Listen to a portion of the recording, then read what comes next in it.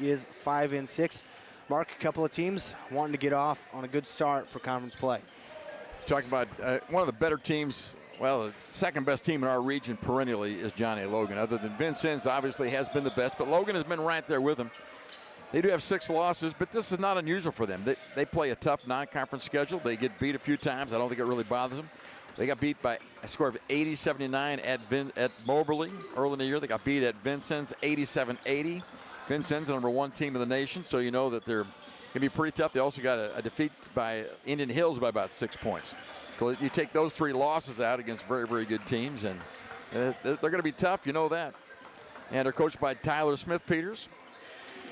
He has a national championship to his credit. I think the first year he was the coach they won. So they'll be good, and the Warriors will have their hands full. Well, I don't know much about the Logan individuals. I know they've got a little bit of size of Jaden Miles and Alexander Bryant at 6'8". And a 6'9" kid, Keyshawn Barfield, who's one of the guys who has started some of the games for them. So I think they'll have a little size advantage, and we'll see if we can't hold them out. The Warriors have to shoot the ball better than we've been shooting it to have any kind of chance at all. Well, yeah, and that's something that I wrote down as a key to the game, and why I have Michael Dempsey as a potential key player is they need shooting. Wabash Valley, we saw that on Wednesday, where they lost to Kaskaskia. They didn't take many 3-pointers, and they didn't make any of them. It's something that you're going to have to do, because I don't think they're going to just dominate the offensive glass like they did against Kaskaskia against this John A. Logan Volunteers team. They have some really good size. Even at the guard positions, they've got a lot of 6'4", 6'5" guys that can rebound the basketball. So, Wabash Valley is going to have to, one way or another, find it from beyond the arc just enough to keep John A. Logan honest. Yeah, if you don't do that, you don't spread the defense out, then everybody clogs the middle, and it's almost a guy like our best player, our best scorer, Nazir Leonard.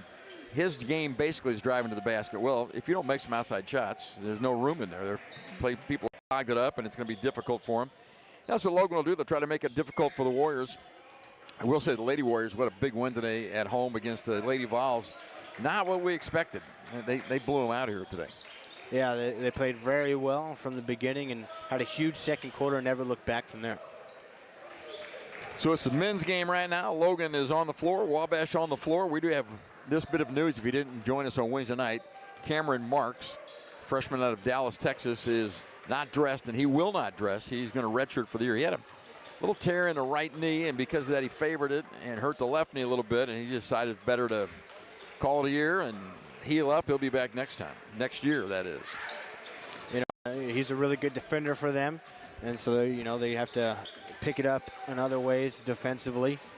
And that's going to be a tough matchup as well for Wabash Valley. This John A. Logan team, very talented. They've got good size, and their leading scorer is Cameron McDaniels. He averages right at 15.6 a game. They got Dorr as well, number 2 Christian Dorr, that averages 15 a game as well. They got plenty of guys that can score. That'll be a good test for this Wabash Valley defense.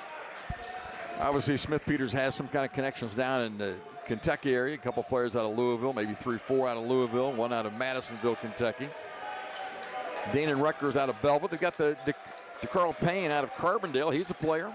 Yeah. Averages 10 points a game. He's a good shooter, and that kid is really fast. Yeah, he's another guy I have marked as a key player for them to watch out for, just because they on the year haven't shot the ball especially well from 3 either, but he's a guy that has shot it pretty well, 35.5% from 3, 93.5% from the free throw line. You got to keep an eye on him. I've been watching Wabash basketball. I think it's probably my 41st season as a fan of the Warriors, and I come because it's the best show in town, and every night we go out here, there are going to be some Division I caliber basketball players on the floor, and that's going to be true tonight as well. Yeah, absolutely, especially with John A. Logan. They've sent guys to Division I. They've sent guys to the NBA. One guy even straight out of John A. Logan, straight on to the NBA. And so plenty of talent on the floor on both sides here in the Spencer Sports Center. Who was that? What was that name? Jay Scrubb. I remember him like a heart attack. His last game here, he went down, he signed the court. Thank you very much, Jay Scrubbs. Imagine after he took him out. Yeah, he could play. He was unbelievable. We'll step aside for 60 seconds and be back with starting lineups on 89.1 The Bash. The holidays, all about togetherness. Which is why Subway is bringing all your holiday favorites together in one bite. Seasoned stuffing and sweet cranberry sauce, oven-roasted turkey, rotisserie-style chicken, and the Turhamkin. Introducing Subway's festive flavors. It's togetherness in a sandwich. Hurry to Subway, because unlike your guests, these subs won't stay too long. Festive flavors for a limited time only. Subway, eat fresh, feel good.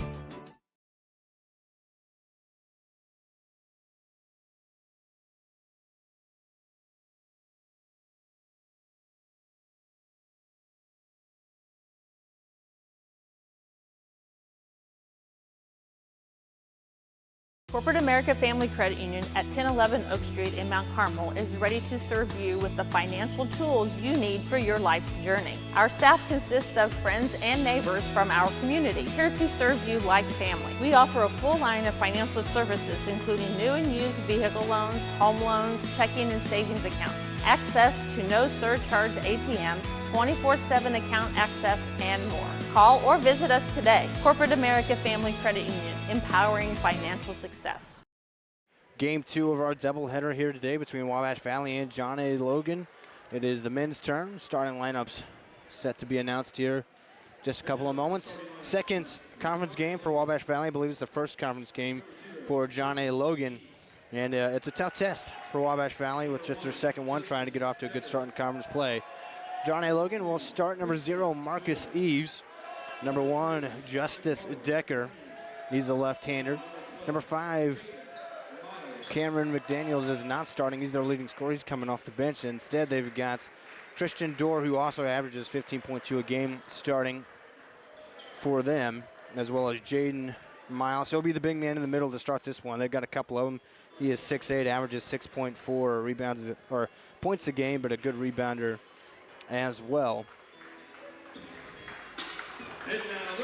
Starting lineup for Wabash Valley.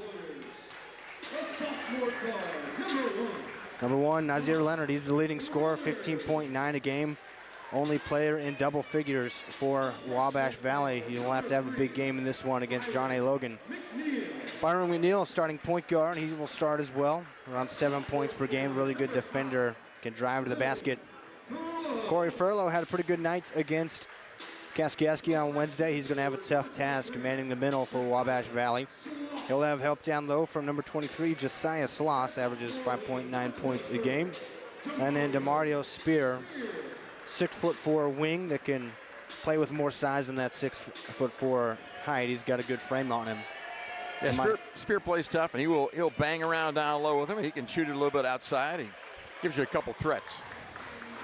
And DeCarl Payne was the other starter I missed for John A. Logan. Where's number 3? Carbondale native, just about, not too far, 10 or 15 minutes from John A. Logan College. He can really shoot it. He's one to watch out for. And then we know they got Cameron McDaniels coming off the bench. He averages 15.6 a game, their leading scorer. Logan wears the road blacks with the royal blue uniform, royal blue numerals trimmed in a little bit of, what is that, white maybe? I can't really tell. I believe it's white. Yeah. A little white around there, so you can see it. And Zach, you got the play-by-play. You'll have an easy time identifying these guys. It's a good thing I studied faces and body types during warm-ups. There you go. I'll do my best. Josiah Sloss will tip for Wabash Valley. They're in the home whites with black letters, and he'll go up against the 6'8" Miles in the center circle. Wabash Valley will move left to right. Johnny Logan right to left. And we're underway. Miles controls the tip for John A. Logan. Dorr with the basketball will bring it up, guarded by McNeil. He'll go to the right side and hand off to Eves. He's a good scorer for him. He'll go left around the screen. He's in at the free throw line. Kicks to Decker, left-hander, swings right side. Dorr with it, hops into the lane at the right block. He scores it. A couple of defenders there for Wabash Valley. Didn't matter. He gets the scoring started quickly the other way. Wabash Valley going. Furlow at the tap to keep pump fakes. Finds Sloss at the block. He'll go up with the left hand, and he answers right away. Josiah Sloss, the first points for Wabash Valley. We're tied up. Heady play by Josiah Sloss to go up with the left hand to get the score. It's a nice find by Furlow as well. Dorr on the right side to the right wing. No look pass into the middle. Eves is rejected. Rebound from Miles. He'll go up strong and finish it. Going to be a very physical contest inside. Right side, DeMario Spear with the basketball. We'll swing it around to McNeil. He's at the logo. He runs the offense. Leonard, the leading scorer on the right wing, finds Sloss on the roll. Takes a dribble, spinning it around, needs help, finds Leonard in the right corner. He'll take a 2-point jump shot, pull up from the short right corner, no good. Eves with the rebound, quickly up the door. He's ahead of the pack. Now he'll slow it down. Drives baseline to the left block. Pass is tipped out of bounds by DeMario Spear. They were looking for Decker in the corner. 4-2, John A. Logan leads it to the first couple of minutes of play. You know, we saw Leonard take that baseline jumper at Kaskaskia. He likes that fadeaway jumper on the baseline. He can score it that way. 15.9 a game. Door to inbound in the corner. Miles with it. Trap comes. He'll clear it. Decker, right wing three from the left-hander, is too strong. Rebound for Furlow. He's skied up there for it. McNeil now swings up to Spear on the right side. Spear has an option for a screen. He'll take it to the left side of the top of the key. Swings left wing. McNeil with it. 15 on the shot clock. McNeil backs it down up high on the left side, guarded by Christian Dorr. McNeil on the drive to the paint. Stops and travels. Drug the pivot foot. Turnover against Wabash Valley. Well, McNeil made a nice drive down the left seam. He got there, and then he looked at Jaden Miles, 6'8", ready to jump out of the gym, and he said, I better do something else. Court pressure here from Wabash Valley. Decker, the inbounder, got it back. He'll swing to Dorr, trying to work against McNeil. Trap comes, but Decker across the timeline on the left side. 20 on the shot clock. Dorr to the free throw line, drives in, throws up a crazy layup. Shot hit off the bottom of the rim, but he's fouled and will go to the line. Yeah, he split the defenders and drew the body contact that time, so he'll go to the line for a couple free throws. They like the pace of this. Johnny Logan really pushing this thing up. Foul is called on DeMario Spear. His and the team's first foul. So Dorr at the free throw line, 75.6% from the line so far this season. And the first free throw falls in for him. Got trouble with that net. They had trouble first hitting with that as well. A little easier to get it pulled down when Corey Furlow jumps up. 5-2, John A. Logan with the lead. 18:02 left here in the first half, just underway here in the Spencer Sports Center. Game 2 of this doubleheader. Dorr at the line, second free throw, nothing but net. He has got 4 of the 6 points for the Volunteers. Nazir Leonard on the right side, crosses the timeline, picked up by Marcus Eves. Hands off to McNeil, over the logo. He'll drive to the right side. On the right wing, McNeil still surveying, trying to set up the offense. Now finds Leonard, top of the key. 10 on the shot clock. Sloss on the roll is fouled on the entry pass. They'll reset it. Shot clock resets to 20. Foul's going to be on Eves. Nice play by Sloss to roll down there. A nice pass from Nazir Leonard. Sloss with a lot of touches here in the early going. He's got the only basket for Wabash Valley. McNeil on the trigger, underneath his own basket. Looking to get it in, finds Leonard in the corner. He'll drive baseline, now finds McNeil as he steps back in, and goaltending against Jaden Miles. He sure got all the way up there toward the top of the square, but unfortunately for him, the ball was already on the backboard. He jumps easy. That's all I can say about that. A nice play by McNeil on the inbounds play. Got the left-hand reverse layup, and they just swatted it off the glass. McNeil showing full court pressure still again. Decker on the left side, finds the middle with Payne. Now Eves, nice bounce pass off to Miles, and he slams it on the top of the head of Josiah Sloss. Miles with 4 points early, a nice find that time from Eves. Leonard on the dribble, south the key, picks it up, finds McNeil. They'll set up the offense, 20 on the shot clock. McNeil to the left side, swings right side to Sloss, lost the handle, got it back. Sloss on the dribble, 10 on the shot clock, he'll swing. Spear on the right wing, dribbling toward the right block. Finds Furlow, mid-range jumper, butter for Corey Furlow. More of an inside player, that time he showed a smooth jump shot. Eves quickly, bounce pass off the door in the right corner. John A. Logan sure likes to play quick. They lead 8-6, they've got the ball, 20 on the shot clock. Left corner, Payne swings it back up, all the way around to Eves on the right wing.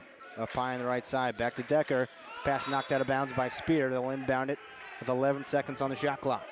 Warriors, but good pressure on him so far with the full court press. That time a knock away by DeMario Spear. To Carl Payne on the inbound.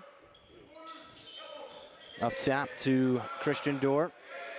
9 seconds on the shot clock. Payne, left wing, takes the three. That one off right a bit. Rebound for Corey Furlow. Puts in the hands of McNeil. Wabash Valley moves left to right. McNeil left around a screen from Furlow. Tries to find him on the roll. No, it's Spear on the right wing. Jabs. Now finds Furlow outside the block. He'll take another jumper. That one left a bit short. Rebound for Marcus Eves. Quickly to Payne on the left side. Cross-court pass, right corner Door. Touch pass to Decker. He'll drive. Hops into the lane. Hands it off. Miles at the free throw line.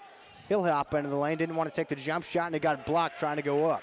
A couple of defenders there, including Sloss. Spear the other way, up high on the right side. Good defense by the Warriors last possession. And that ball will be kicked out of bounds. Spear trying to get it into Furlow. And that'll be the first media timeout. Fast pace of play, not a lot of points so far, 8-6. Volunteers with the lead, 15:56 to go in the first half. At Wabash General Hospital, we're more than healthcare. We are part of the team. Our athletic trainers proudly serve 13 area high schools and 3 junior colleges, standing on the sidelines and in the AT rooms every day. From keeping our athletes healthy to helping them chase their dreams, we're here for every student athlete, every game, every step of the way, from injury to return to play. At Wabash General Hospital, caring for athletes is our game. The holidays are a busy time, and keeping track of your spending can be easier than you think. With F&B Mobile Banking, you can monitor your purchases, set spending limits, and receive real-time alerts all from your phone. Whether you're shopping local, traveling, or checking out online, managing your money is simple, secure, and stress-free. Getting started is easy. Download F&B Mobile Banking from the App Store or Google Play, or visit your nearest branch to learn more about staying on budget this season and beyond. Track your holiday spending with F&B and enjoy a little extra peace of mind this holiday season. Member FDIC, Equal Housing Lender. What happens there? They try to continue to put that pressure on them. I'm glad we're still in the game. That sounds crazy. We only played 4 minutes, but this is a high-quality program, and they have the ability to run you out of the gym in a hurry.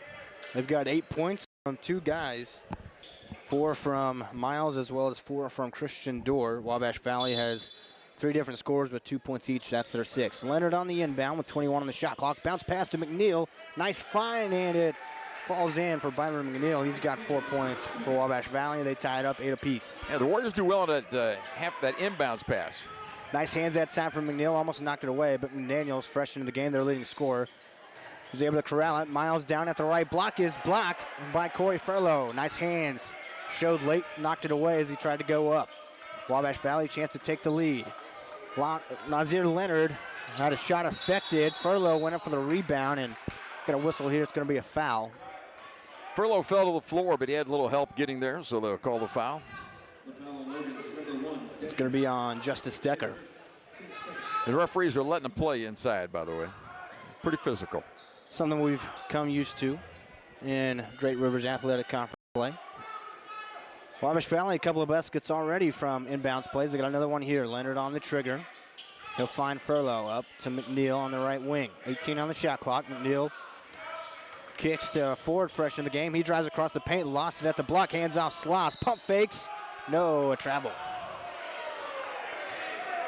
Wabash Valley could not take the lead. Had a couple of tries at the basket that time. We were all jammed up inside and finally got called for the travel. This time no press. We're going to a 1-3-1 half-court trap defense right now. Saw this sem against Kaskaskia on Wednesday. Worked well in the first half.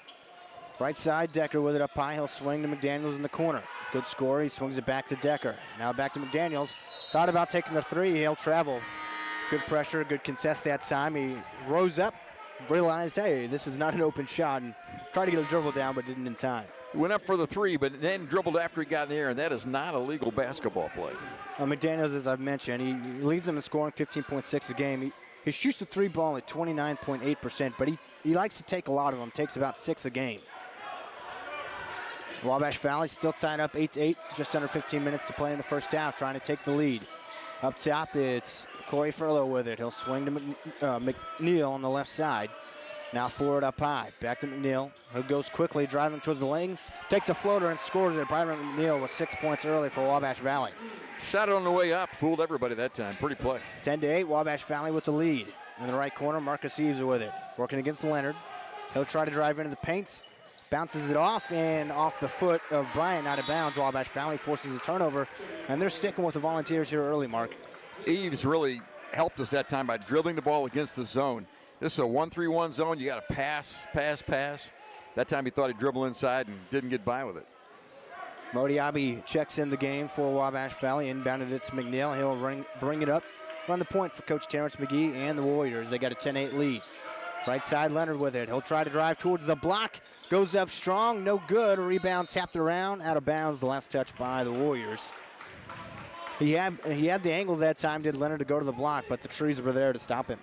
Yeah, they gave him a half step that way. He blew by his man, but there was a lot of help down there, and this game is really, really physical down low. About 14 minutes to play here in the first half. Eves with it over the logo, swings left side to Decker, gives it right back to Eves. Eves finds McDaniels in the middle of the zone, free throw line jumper in and out, and a putback slam from Alexander Bryant. The 6'8" big man right there for the putback. Tied up at 10 apiece again. 13:45 to go in the half. Forward on the right side for Wabash Valley. Diaby over the logo now will swing to the left. McNeil, he's got 6 points. Gets it down low to Furlow, just outside the right block. Trying to back down his man, has a mismatch. McNeil will take a three from the left wing. Too strong off the back iron, long rebound for Eves. He'll clear it, settle things down, swings to McDaniels across the timeline. Now Decker on the right wing. Back to McDaniels, way downtown, 3 ball, in and out. He went flying for the rebound. Outlet up to Furlow, ahead of the pack, takes a dribble. Pump fakes, goes up, blocked from behind by Marcus Eves. Out of bounds, and they say last touch by Corey Furlow. Not sure I agree with that call. Either way, it's Logan's basketball. It does not matter, Mark, if I agree or not. No, not really. Furlow was triple teamed down there. He got shot fake, and they stayed down, and so he had trouble getting a shot up. And finally had it blocked out of there. Really well-disciplined team. You are not surprised by that when they're coached by Tyler Smith-Peters. Right corner with it is Lukens, fresh in the game. He gets it back to Eves. He tries to drive, and he lost his dribble, and then Mo Diaby got a hand on him after he'd already lost it. Diaby didn't realize it. Bails him out with a foul there. Diaby got the foul. By the way, we've got Taj Ford in the game along with Jermaine Noel. Jameer Noel. That's what I said, Jameer Noel. Yeah, there you go. I never call him Jermaine. I always call him Jermaine. I wish that were true. Thanks for the help. Lukens on the inbound, throws this one up into the backcourt. They'll reset with 20 seconds on the shot clock. McDaniels with it up high on the left side, swings right side to Eves. 10-10 still to score, 13 on the shot clock, 12:45 on the game clock. Eves on the right wing, dribbles, spins, kicks to the short right corner with Bryant. Bryant tries to dribble towards the block. 5 seconds left, he'll go up, and a foul on Furlow.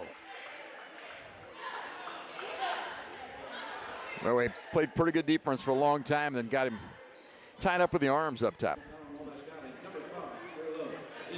The 6'8" Alexander Bryant to the free throw line. He's got 2 points on a stick-back dunk already. He's about a 79% shooter from the free throw line. That's pretty good for a big man. Not bad for a guard either. Takes his time at the free throw line. Fires his first shot and left it short. Are we talking about how good a free throw shooter he is? Kid's out of New York City, New York. Hardly ever misses a free throw, they say. Rafael Merriweather checks into the game for Corey Furlow. The Warriors have gone to the bench a little extra here. Now fast pace to play. Got to try to keep guys fresh. Bryant makes the second one, 1 for 2 that time, and Volunteers take a 1-point lead, 11-10, 12:35 to go in the first half. Jameer Noel running the point for Wabash Valley. Picked up his dribble over the logo, needs help, finds Taj Ford. Ford working against Decker, drives to the block, Euro step, shot blocked by Decker, he recovered well. Decker now with it up high on the left side. Swings to McDaniels, fake to pass, he'll drive in, spins, kicks out. Decker, top of the key, 3 ball. Left it short off the front of the rim, rebound for Mo Diaby. Spear on the left side now. Right around the screen from Diaby, heading towards the basket, throws up a shot, left short, got his own rebound, maybe been blocked, got his own rebound and puts it back though. Relentless that time from DeMario Spear. Finally got his man off his feet and able to score it inside. He's up top. Kicks to McDaniels. He's up high on the left side, guarded by Merriweather. By the way, Wabash Valley back into man defense. McDaniels takes it over the logo, taking his time. 13 on the shot clock. Left around the screen. McDaniels still with it. Throws it into the middle, taken away. DeMario Spear right there. Wabash Valley going the other way. Quickly, Taj Ford to the glass. He is fouled. Took a tumble that time. Able to avoid injury. You could hear Mark hold his breath there. Yeah, no regard for his own life that time. He just flew in there, and you knew he was going to get hit. Went down easy. With that, we've hit the under 12 timeout. Wabash Valley with a 1-point lead, 12-11 with free throws coming. 11:31 left to go in the first half. We'll be back in 1 minute. Teaching kids about money is an important step, and the Student Plus account from the First National Bank makes it simple. It's a free checking account designed for students who are learning to manage their own spending with tools that help parents stay connected. With spending limits, real-time alerts, and instant transfers, students can build smart money habits while parents have peace of mind. Getting started is easy. Visit the nearest branch to open a Student Plus account and choose the features that fit your family best. The Student Plus account from the First National Bank. Parents choose the controls, students learn responsibility. Member FDIC. This is no ordinary cup. This Scooter's coffee cup was served with a genuine so good to see you again smile. This cup has a little boost of energy just for you. This cup came with extra whip for good luck. We lost! You'll get them next time. This Scooter's coffee cup was made by your favorite barista for her favorite customer. So go ahead, scoot on around. Amazing people, amazing drinks, amazingly fast. Scoot on around. Zach, here in the early going, Warriors are shooting pretty well, 6 of 12 from the field. Logan only 4 of 11. It's giving them a 1-point lead, and they got a chance to add to it with Taj Ford at the free throw line out of the timeout. And he just flew to the basket on that breakaway there, even with the defense down there. Taj Ford makes the first free throw. He's a 77% free throw shooter on the season. Taylor Smith checked in for the first time for John A. Logan. 5 on the floor for Wabash Valley are Noel, Merriweather, Ford, Diaby, and Spear. Ford misses the second one. Too strong offensive rebound for Noel. He can't get the stick back, and Logan controls it. McDaniel, quick pass up to Lukens in the right corner. That one's knocked away. Good hands from Wabash Valley once again. Spear the other way, trying to go quick in transition. All the way to the block. Spear doesn't score it. They didn't call the goaltending. Other way go John A. Logan. Payne, underhand pass to Lukens, and he is fouled. DeMario Spear likely going to pick up that one. It'll be his second. It is. I think you're right. Spear gets that foul, maybe. That is what they call. Kyrese Lukens to the free throw line. This kid, by the way, is quick. We talk about Jameer Noel and how quick he is. This guy stays right with Jameer. Has not missed a free throw on the year. And made that one. Local kid from Herring, Illinois. I know some people from Herring. He's got a chance to tie it up if he makes the second one as well. Score 13-12 right now. 11:08 to go in the first half. Wabash Valley sticking with the national powerhouse Volunteers. Lukens ties it up still. Perfect from the free throw line on the season. 13 all. 11:05 to go. Jameer Noel runs the point for Wabash Valley. He'll swing the right side to Nazir Leonard, the leading scorer for Wabash Valley coming in this game. Hasn't scored yet. Merriweather, top of the key, 3 ball. Too strong. Diaby works hard on the offensive glass, and he got the putback. He had a really good game against Kaskasky on Wednesday. Nice play there. Got that shut up in a hurry, very quick off his feet. Back to his own defense for Wabash Valley. Kind of a 3-2 look. Payne at the top of the key. No look pass to the corner. Lukens extra pass. Smith with it. Back to Payne on the left wing. 14 on the shot clock. Payne backs it down. 10 seconds on the shot clock. Right side, Smith. Into the paint, knocked away. Diaby a steal. Diaby on the dribble. Up to Leonard ahead of the pack, and he will lay it in. No, missed the reverse bunny. In and out, and it's last touch by Merriweather. According to my book, Logan has turned it over 6 times already. That's been a big part of the reason the Warriors are in this ball game, leading by 2. Well, they know that they got to get it into the middle against this zone, but Wabash Valley has long arms, and they are knocking it away every time they try to get it inside. Now Wabash Valley looks like they're going to show full court pressure. But first, Corey Furlow checks back in. Mohamed Diaby to the bench. Diaby gave us good minutes. They like to keep those interchanged, keep them both fresh. They do nice work on the glass and inside. McDaniel's working against Taj Ford. Will across the timeline. Trap comes and gets it off to Dorr. Dorr, quick pass, left corner. Smith drives baseline, lost the ball out of bounds. It'll stick with Logan. 18 seconds on the shot clock, 10:05 on the game clock. Warriors poking the ball away a lot. Not many fouls called here in the early going. We're halfway through the first half. Byron McNeil checks back in, Noel to the bench. McNeil's got 6 points, leading Wabash Valley in the early going. Dorr on the inbound, finds Payne, left corner 3, in and out. Flying in for the rebound is Smith, and he puts it back. Showed off the athleticism there. Came flying in from nowhere. 15-15, all tied up again, under 10 minutes to go, 9:50 to be exact. McNeil right around the screen on the right side. Pestered by Dorr. Had his pass taken away, needs help. Now he swings it to Leonard over the logo. 15 on the shot clock. Leonard working. Drives in, slithers into the paint, throws up a shot. Blocking foul, Leonard to the free throw line. Well, that was close to a charge. He must have been down there too close to the hoop because I thought he would been there a long time. Boy, it's so physical even out front when Leonard catches the ball. They're just jabbing away out there and made a strong right move by taking a strong drive to the hole. When he's that close, you have a good chance to score. Leonard has not scored yet. Leads Wabash Valley coming into this game, the only Warrior in double figures average-wise. And he misses that one.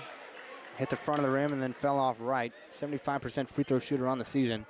Missed his first try here.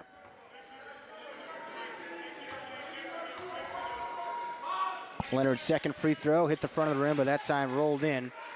And he gives Wabash Valley a 1-point lead, 16-15. 9:30 to go in the first half, and that's too easy for the 6'9", Keyshawn Barfield, fresh in. Nobody followed him to the paint that time. And they just pushed it down the floor in a hurry and got the easy hoop. McNeil up high on the left side. Swings right side to Merriweather, pump fakes, drive, and he traveled, lost his footing. Ball got stuck on his hip, and he went down with it. Sloss checks back in, as well as Michael Dempsey for the first time in this game. He's a good three-point shooter for the Warriors. No three balls have fallen in for either team so far. Volunteers with a 17-16 lead and the basketball. 9:10 to go in the first half. Down to the block is Barfield. Quickly back up top the door. Fake to pass, now drives in, dumps it off. Barfield got his shot blocked away. Cameron McDaniels tracks it down at the logo. 15 on the shot clock. McDaniels guarded by Dempsey, too strong, and well, he hit a cheerleader right in the chest, but that's not who he was aiming for. Just about took out the cheerleading squad, didn't it? By the way, that's a great pass. A little overthrown, a little extra steam on that one. Still 17-16, Volunteers with the lead, but Wabash Valley a chance to take the lead with a made basket. McNeil running the point, finds Leonard, almost lost the ball, got it back. He's in the right corner. Had a screen, he falls down, but keeps his dribble alive. Now a trap comes, he's trying to cut it around. Finds some help. Finds Furlow in the corner, pump fakes, now takes the three. Too strong, missed everything. Paying the other way for John A. Logan. Does not have numbers, he'll slow it down. Door at the logo, swings left side McDaniels. 20 on the shot clock, McDaniels driving to the block. Spins, fires to Payne, extra pass, Smith, right corner, three ball. Left that one a little short, rebound for Furlow. And taken away, though. Quick hands from Smith. They got it right back for Logan. And now we got a stoppage here. I'm not sure what about. I didn't see any signal at all. Referee's out of breath, I guess. Payne will inbound. It's still Logan ball with 26 seconds on the shot clock, 8:10 on the game clock. Right side McDaniels, stab of the key door. Drives and kicks, left corner three for Smith. That time it's nothing but net. Got a lot of confidence in that shot. He was the one with the steal that got possession for him. They now lead 20-16. McNeil on the left wing for Wabash Valley. Working against Christian Dorr. Now finds Leonard, top of the key. Leonard right around the screen, looking for the roller, not there, and dragged his pivot foot and traveled. Logan half-court defense is pretty good. We're struggling against that. Well, we've hit another media timeout. The Volunteers with a 4-point lead, 20-16 over the Warriors with 7 minutes, 45 seconds to go in the first half. We'll be back in a minute.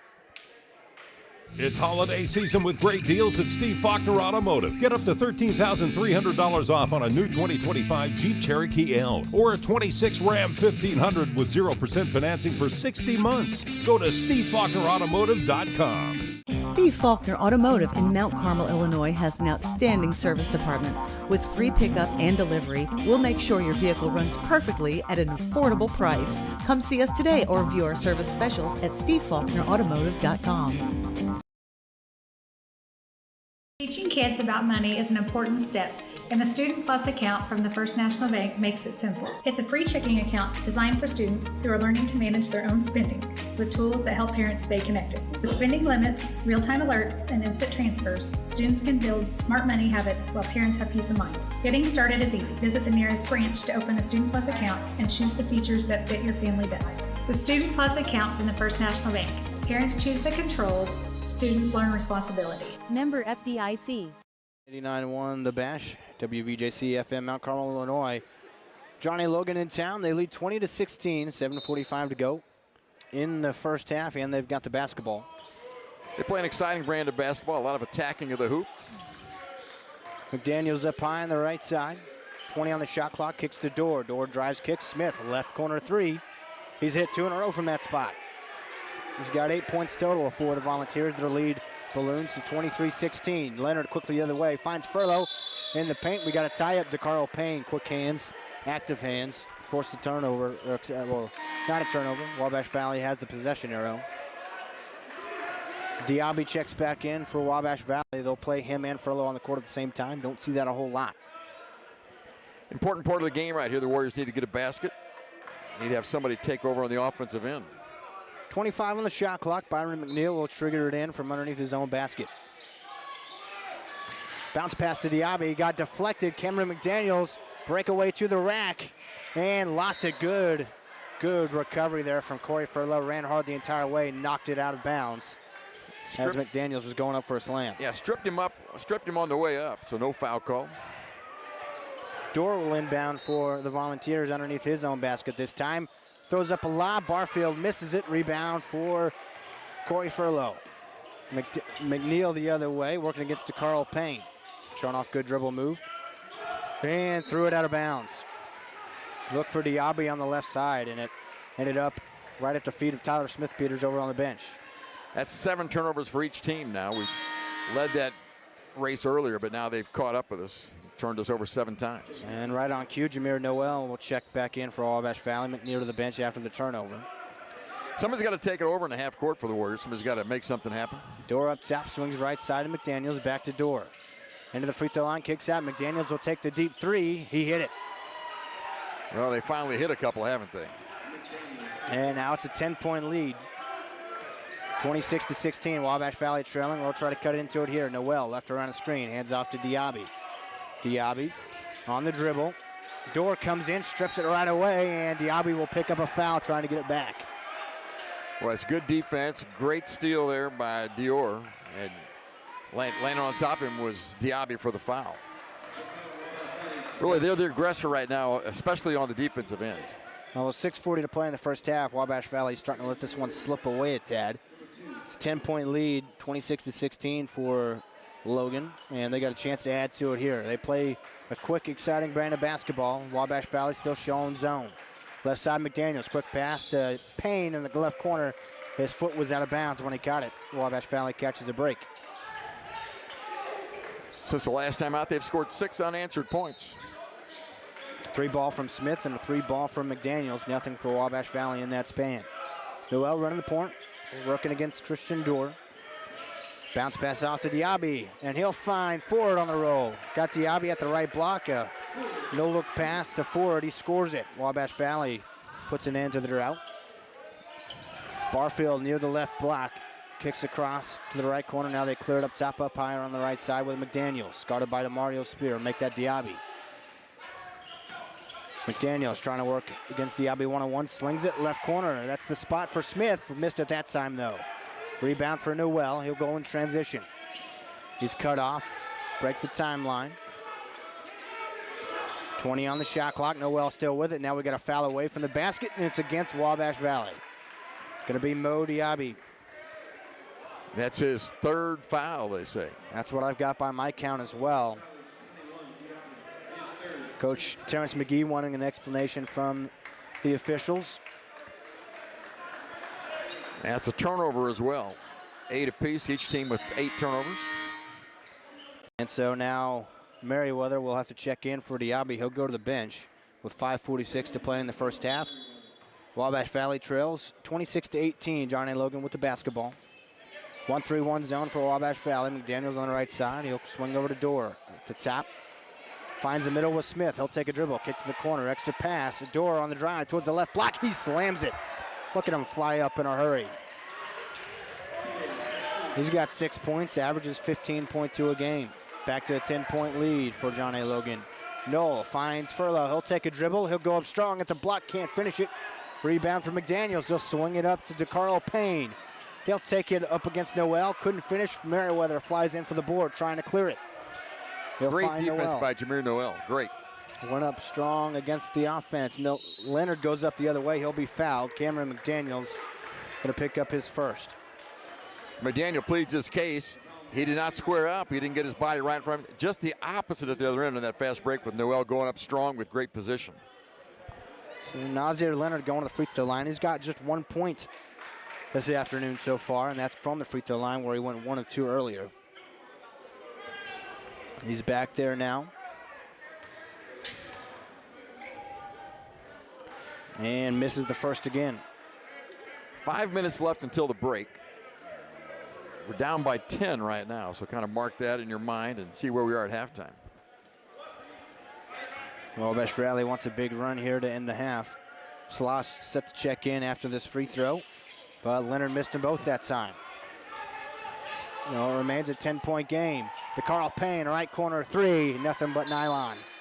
That did not take long. They got it down the court in a hurry. Payne makes them pay.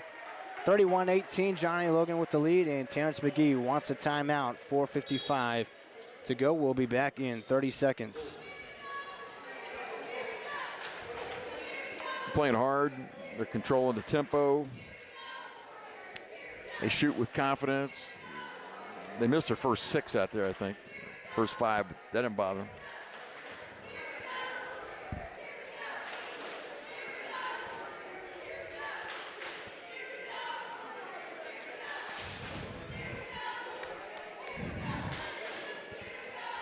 Get your new Ford at Steve Faulkner Automotive.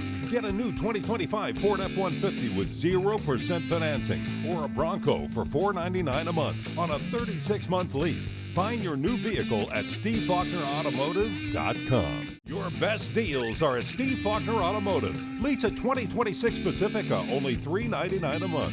Or lease a 26 Durango for $449 a month. See store for details. And go to SteveFaulknerAutomotive.com.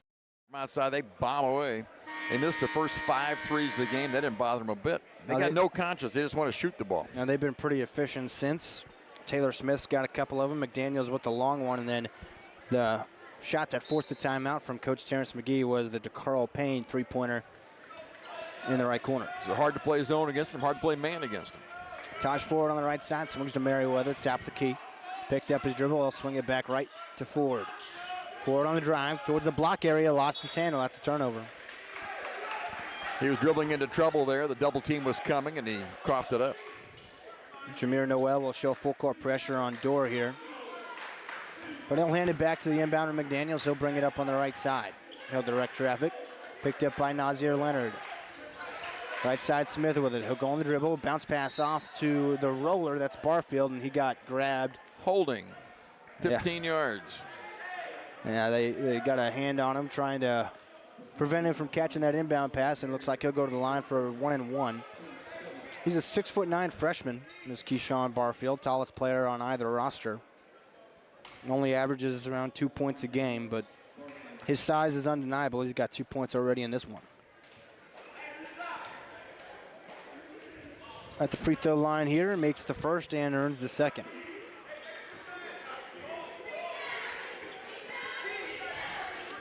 They are 6 of 7 from the foul line here in the first half. Warriors 2 of 6.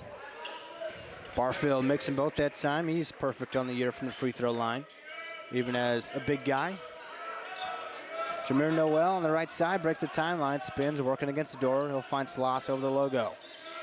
Sloss hands off to Nazir Leonard and then sets the screen for him. Back in the hands of Noel on the left side. Finds Sloss on the roll. Going to be a foul call. Sloss wasn't exactly going up for a shot there. But it looks like the foul's going to be against Johnny Logan. Done pretty well on those set plays where they look for that bounce pass to the roller down the lane, and that time it was Sloss with catching it and being fouled. It'll be taken out of bounds. Nazir Leonard will inbound it for the Warriors. Finds Noel at the right block, but immediately a double team comes. He brings it out. Forward on the right wing. Calls for a screen. Drives, kicks. Noel pump fake in the corner. Now he's going to dribble up high on the right side. 10 seconds on the shot clock. Double team trap comes. Finds Sloss. Sloss spins. Fadeaway jumper. Hit it. Nothing but net. Sloss stayed calm in there, got the shot off. Dorr quickly the other way. No look pass in the paint. Barfield takes a dribble, now shoots it. Couldn't get it to go. Wabash Valley the other way. Leonard up the floor ahead of the pack. Takes one dribble. Pump fakes, goes up and is fouled by Keyshawn Barfield. And Tosh Ford to the line. Barfield's got a little reach, doesn't he? Stand there with his hands straight up. I didn't foul anybody, but he can about touch the backboard flat-footed. Yeah. He's long. It's a 13-point game. Wabash Valley getting a little bit of momentum. They'll have free throws coming after the break. 33-20. John A. Logan leads with 3:38 to go in the half. We'll be back in 1 minute. We have a tendency to try to make everything into one outlet or try to plug everything we can in as your Christmas displays and your lights and stuff. Outlets are designed for generally. I chose Wabash Valley College because I didn't really know what I wanted to do right after high school. And today I can say it was the best decision that I could have made. When I was here, I had the chance to join different clubs and to take a couple different classes, and I really expanded on my interests. In my classes, I learned what I liked and I learned what I didn't like. So I did get to meet new friends. I joined a bunch of clubs, practiced some leadership skills, and kind of gradually grew into adulthood here. And so I'm very grateful for that. My name is Jonathan Leach. I graduated in 2013 from Wabash Valley College, and that's why this was the best decision for me.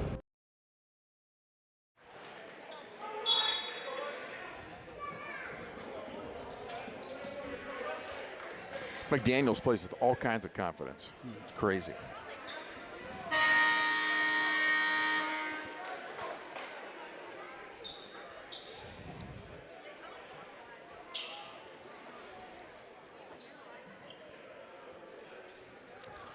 Back inside the Spencer Sports Center, 33-20. John A. Logan leads, but Wabash Valley at the free throw line with Tosh Ford out of the under 4 timeout. Ford 1 of 2 from the free throw line so far in this game. Makes the first.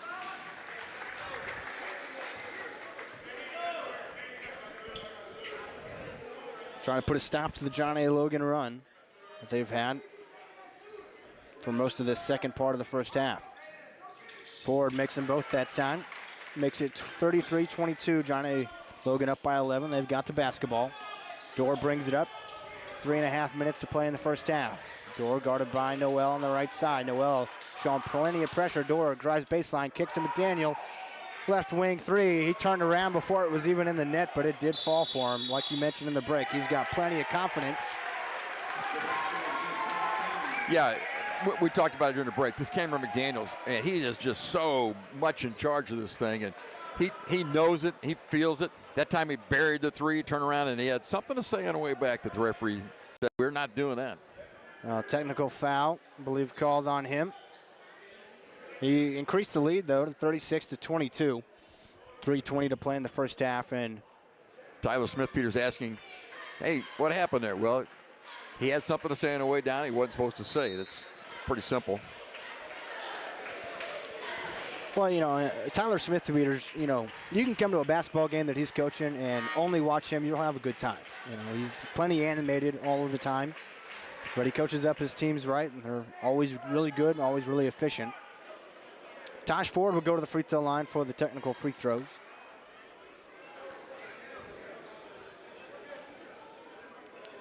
He's already 3 or 4 today. He'll have a couple here.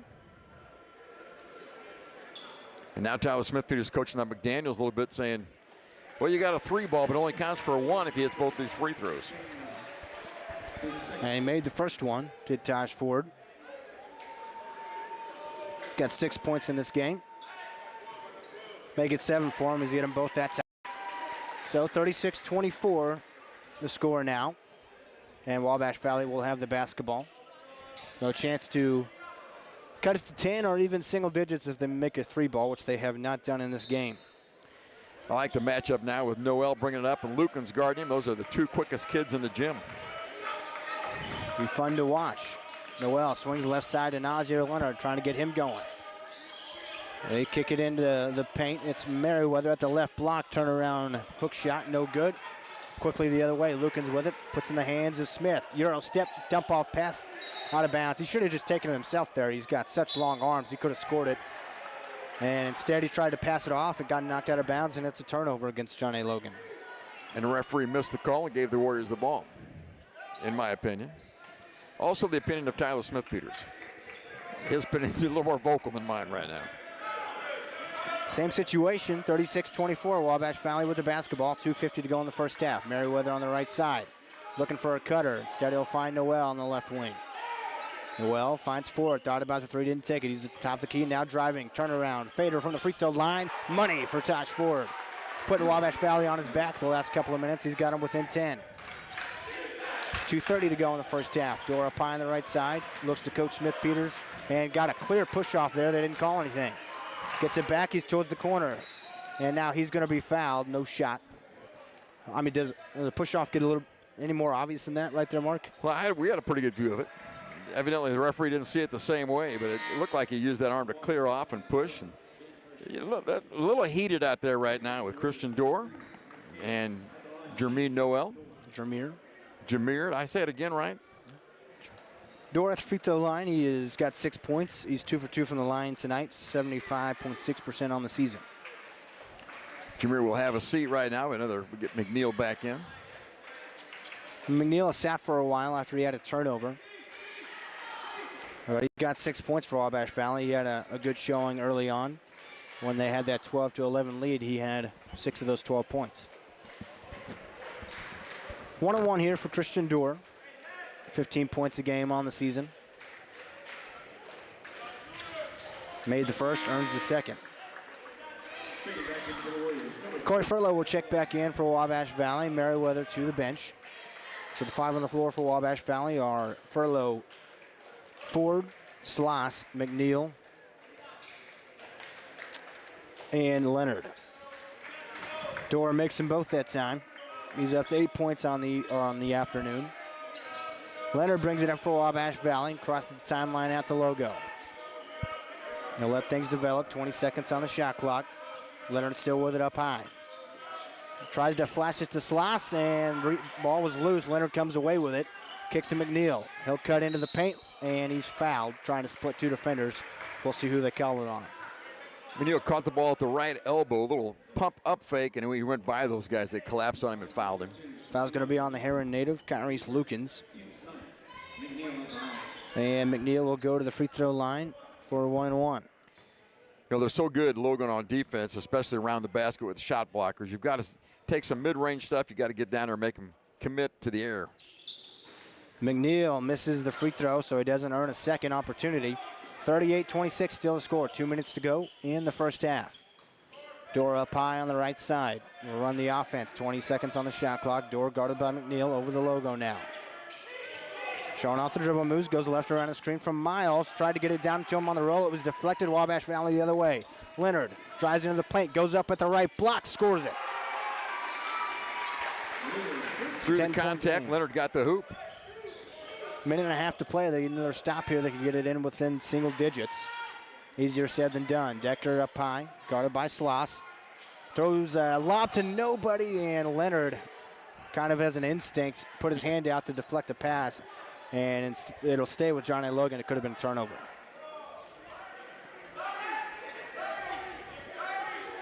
Dorr on the inbound. Sloss is face guarding him, kicks into the corner. Now Miles up high on the right wing. Back to Decker on the left side. He'll drive and kick, almost threw it away. Lukens over the logo with 10 on the shot clock. Right side Smith calling for help. Off to Miles, he's got a mismatch. And a foul on Nazir Leonard. Miles was trying to drive. He's the big man, it's not his game, but he got bailed by the foul. And this game is so physical right now. I'm a little concerned that it may get out of hand because it's just physical, and both teams have about had enough. So Jaden Miles with 4 points in this game, 69% free throw shooter. He's at the line. Missed it. And Wabash Valley with the board. McNeil the other way on the right side. Now he'll go to the logo, set up the offense. 1 minute remaining in the first half. 38-28 game. Wabash Valley trying to cut into the 10-point deficit, get back to single digits. Forward on the right side. Up high, letting things develop. 10 on the shot clock now. Furlow top of the key. Looking, finds Sloss in the paint, takes one dribble, spins back left, tries to score it. No, a travel. They'll say he switched pivot feet. That is a beautiful NBA move. Yeah, they get away with that all the time. So 44.4 seconds on the clock. That's a lot of fours, Mark. Not a bad European move either. Johnny Logan leads by 10, trying to add to it. Door on the right side, guarded by McNeil. Gets a screen, kicks to the corner. Lukens pump fakes, drives, kicks. Door, right wing three. Money. And what could have been a single-digit deficit now expands to 13 on that three-pointer, 41-28. Johnny Logan with the lead. Terrence McGee wants a timeout with 29 seconds left in the first half. We'll keep it here with just a half a minute left to go in the half. We're going to get Jameer Noel back in to run the offense here with 29 seconds. Just one possession left. We do want the last shot. We don't want them to get the ball back. Yeah, Coach McGee no doubt drawing up a play here to get the shot clock, or there's no shot clock, it's off. So get the clock down and take one good shot. If you can hit a three, it's a 10-point game in the half. And you'll take 11 points as well. You certainly don't want it to be 15 or 16. You got to take care of the basketball. This game really has gotten away from Wabash Valley. Logan with a good last half of this half. They've really charged at us offensively and defensively. They're going to go full court press here. They're going to full court pressure against the Warriors. They made 6 3-pointers in the first half. Wabash Valley with none. Wabash Valley not taking many. 0 for 3 from the three-point line of the Warriors. Is full court pressure like you mentioned. Sloss on the inbound. Gets it in to Jameer Noel. Noel up high on the left side. 20 seconds left now in the half. They're still waiting. Want to get the last shot. Noel still up high on the left. 13 seconds. Now they'll go. Noel drives around up high on the right side. 10 seconds. Noel still in the dribble. Drives into the paint. Gathers. Throws up a shot. Blocked. Sloss fights for the rebound. Ball on the floor. 3 seconds left. Finds Noel. He's got to go up. He does. A lot of contact. No call. It'll be 41-28 going into the half. Johnny Logan was slow start, but now leads 41-28 going into halftime. We'll take a 2-minute break and be back on the Bash. I chose Wabash Valley College because I didn't really know what I wanted to do right after high school. And today I can say it was the best decision that I could have made. When I was here, I had the chance to join different clubs and to take a couple different classes, and I really expanded on my interests. In my classes, I learned what I liked and I learned what I didn't like. So I did get to meet new friends. I joined a bunch of clubs, practiced some leadership skills, and kind of gradually grew into adulthood here. And so I'm very grateful for that. My name is Jonathan Leach. I graduated in 2013 from Wabash Valley College, and that's why this was the best decision for me. The place for lunch and dinner is the Smoking Pig in Grayville. Come check out our world-famous barbecue or try one of our delicious sandwiches or even tacos. How about snacking on one of our jumbo pretzels the size of your head? Or even mouth-watering tomahawk steaks or even surf and turf. Located on the KOA campground, Smoking Pig is here to serve you. Come see us in person or order online. And don't forget, we can also cater your next event. It's holiday season with great deals at Steve Faulkner Automotive. Get up to $13,300 off on a new 2025 Jeep Cherokee L or a 26 Ram 1500 with 0% financing for 60 months. Go to SteveFaulknerAutomotive.com. Steve Faulkner Automotive in Mount Carmel, Illinois has an outstanding service department. With free pickup and delivery, we'll make sure your vehicle runs perfectly at an affordable price. Come see us today or view our service specials at SteveFaulknerAutomotive.com. The holidays, all about togetherness. Which is why Subway is bringing all your holiday favorites together in one bite. Seasoned stuffing and sweet cranberry sauce, oven-roasted turkey, rotisserie-style chicken, and the Turhamkin.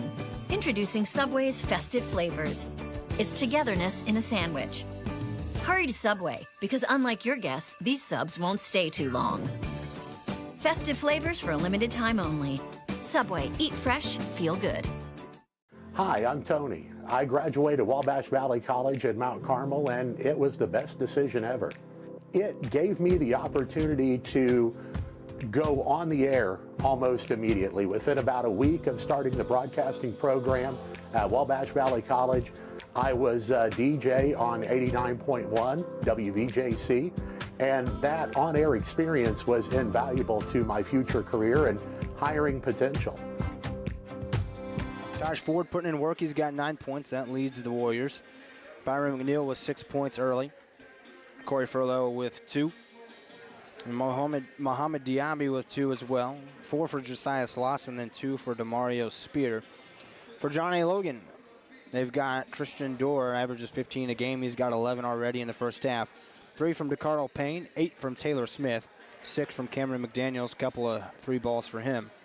4 from Jaden Miles in the middle, 3 from Alexander Bryant, 2 from Kyrese Lukens, both at the free throw line, and 4 from the 6'9", Keyshawn Barfield. That's what you got, huh? That's what I've got. I've got a couple things for you. Free throw wise, they are 9 of 11, 82%. The Warriors 6 of 11 at 55%. So that's a big margin of difference there. We struggled at the line a little bit. We were 0 for 3 at the three-point line. They were 5 of 12. I think they missed their first 6, 5 or 6, maybe just the first 5, but they were 5 of 12 on the 3 ball. Inside, they were only 6 of 11. Wabash 11 of 24 inside the arc line. So we've shot okay. 11 for 27 is only around 40% when you think about it, though. They're 11 of 23, just under 50%. They've really controlled the tempo of this thing. At the 11:31 mark of this thing, in the first half, we were ahead 12-11. Since then, it's been all Logan. They outscored us 9-4 in the next 4 minutes, and they've gone on at halftime and lead it by 13. Their defensive pressure has been very good. We've been getting all the way to the basket with it, but they got 3 guys down there that can all jump. And they've done a really nice job of staying on the floor most often.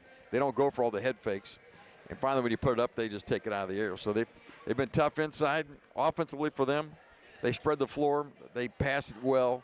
And they've got a lot of good open looks from the outside. And like I said, they made 5 threes. If take those 15 points away, we're right there. If only it were that simple.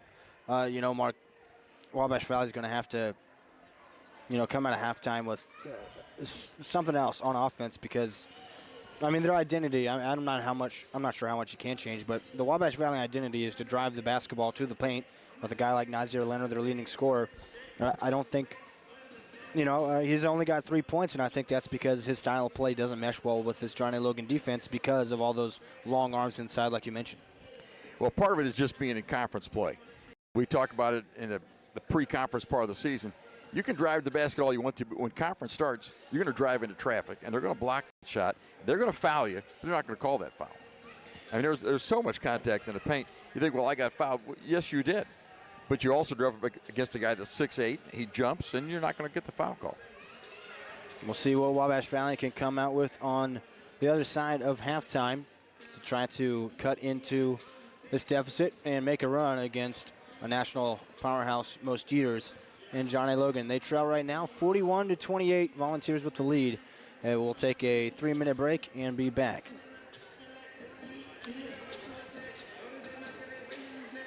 At Wabash General Hospital, we're more than healthcare. We are part of the team.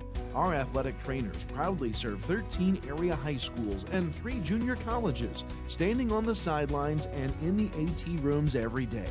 From keeping our athletes healthy to helping them chase their dreams, we're here for every student athlete, every game, every step of the way, from injury to return to play. At Wabash General Hospital, caring for athletes is our game.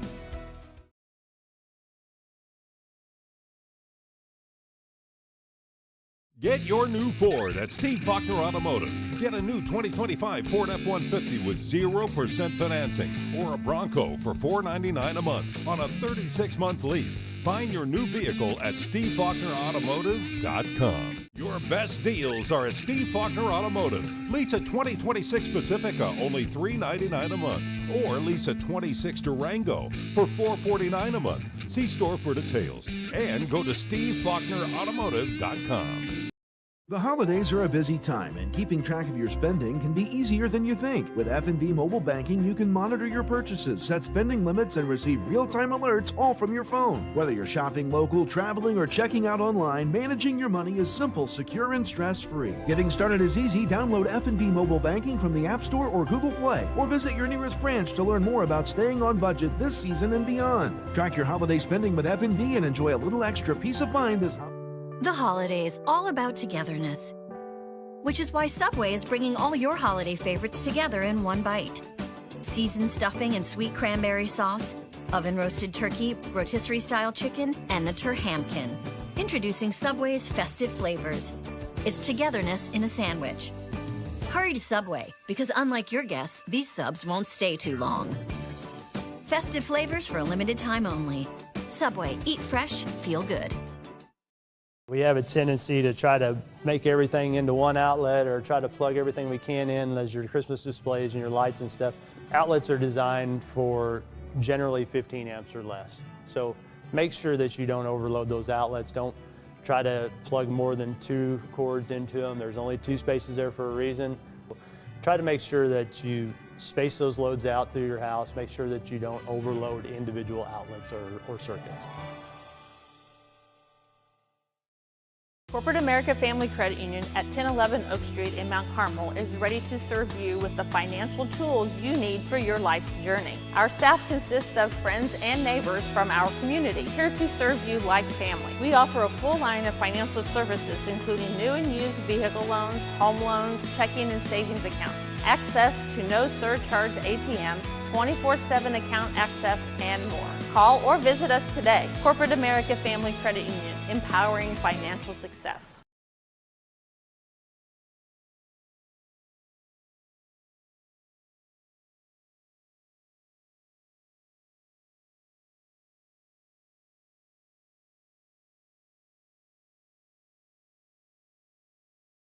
Came into the season 4-6. We knew that that was not a good representation of how good they would be, and they're plenty good, Mark. Yeah, they look fine. There's no doubt about it. They've got outside shooting deluxe. They've got leapers inside. They don't have a lot of big size. In fact, their one big guy really is Keyshawn Barfield at 6'9". He's not done a lot. He's not the problem. It's the other guys. It's Jaden Miles. It's just a number of people that when you get to the paint on offense, they're there, and you have to shoot over them. You have to shoot through them. And you have to make the shot. They're not going to call the foul. And it's been tough. Part of the problem, again, for the Warriors today is the same problem we've had for several weeks. We have not made a three-pointer. We're 0 for 3 from the three-point line, which means the defense packs in. And every time you get to the glass with it, there are 3 bodies there. That means somebody's open somewhere, but they're probably outside of the three-point line, and we haven't hit a shot there. Yeah, that's something that they're going to have to try to do better of. I wonder if Michael Dempsey gets a little bit more playing time because he is a guy that can knock down a shot for them, but somebody's got to do it. They're not, and again, the thing for me is they're not taking any. Only 3 three-pointer attempts in 2025, almost 2026. It's almost unheard of at any level of basketball. Turnover situation, the Warriors have turned over 9 times. Early on, they had 7 turnovers to our 1, but that's really changed it. And we got 9, they have 10 turnovers, so it's kind of a wash as far as that's concerned. Their defense has been good. You have to like the way they play, and the Warriors have to come out second half and match the intensity that Logan has brought. They've done a nice job bringing intensity on the road. We'll see if Wabash Valley has the answers in the second half. Johnny Logan leads 41-28 at halftime. We'll take one more 3-minute break and then be back with the second half on 89.1 The Bash.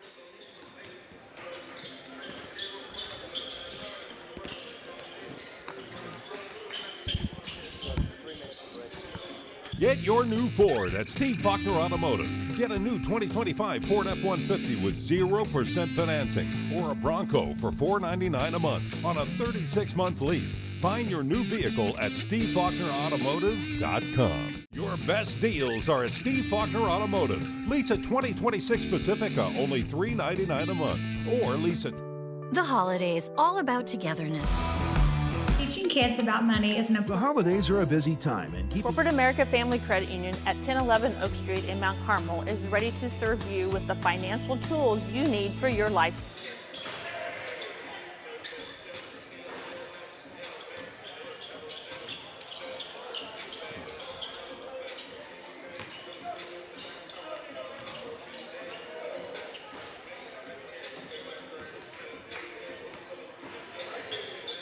This is no ordinary cup. This Scooter's coffee cup was served with a genuine so good to see you again smile. This cup has a little boost of energy just for you.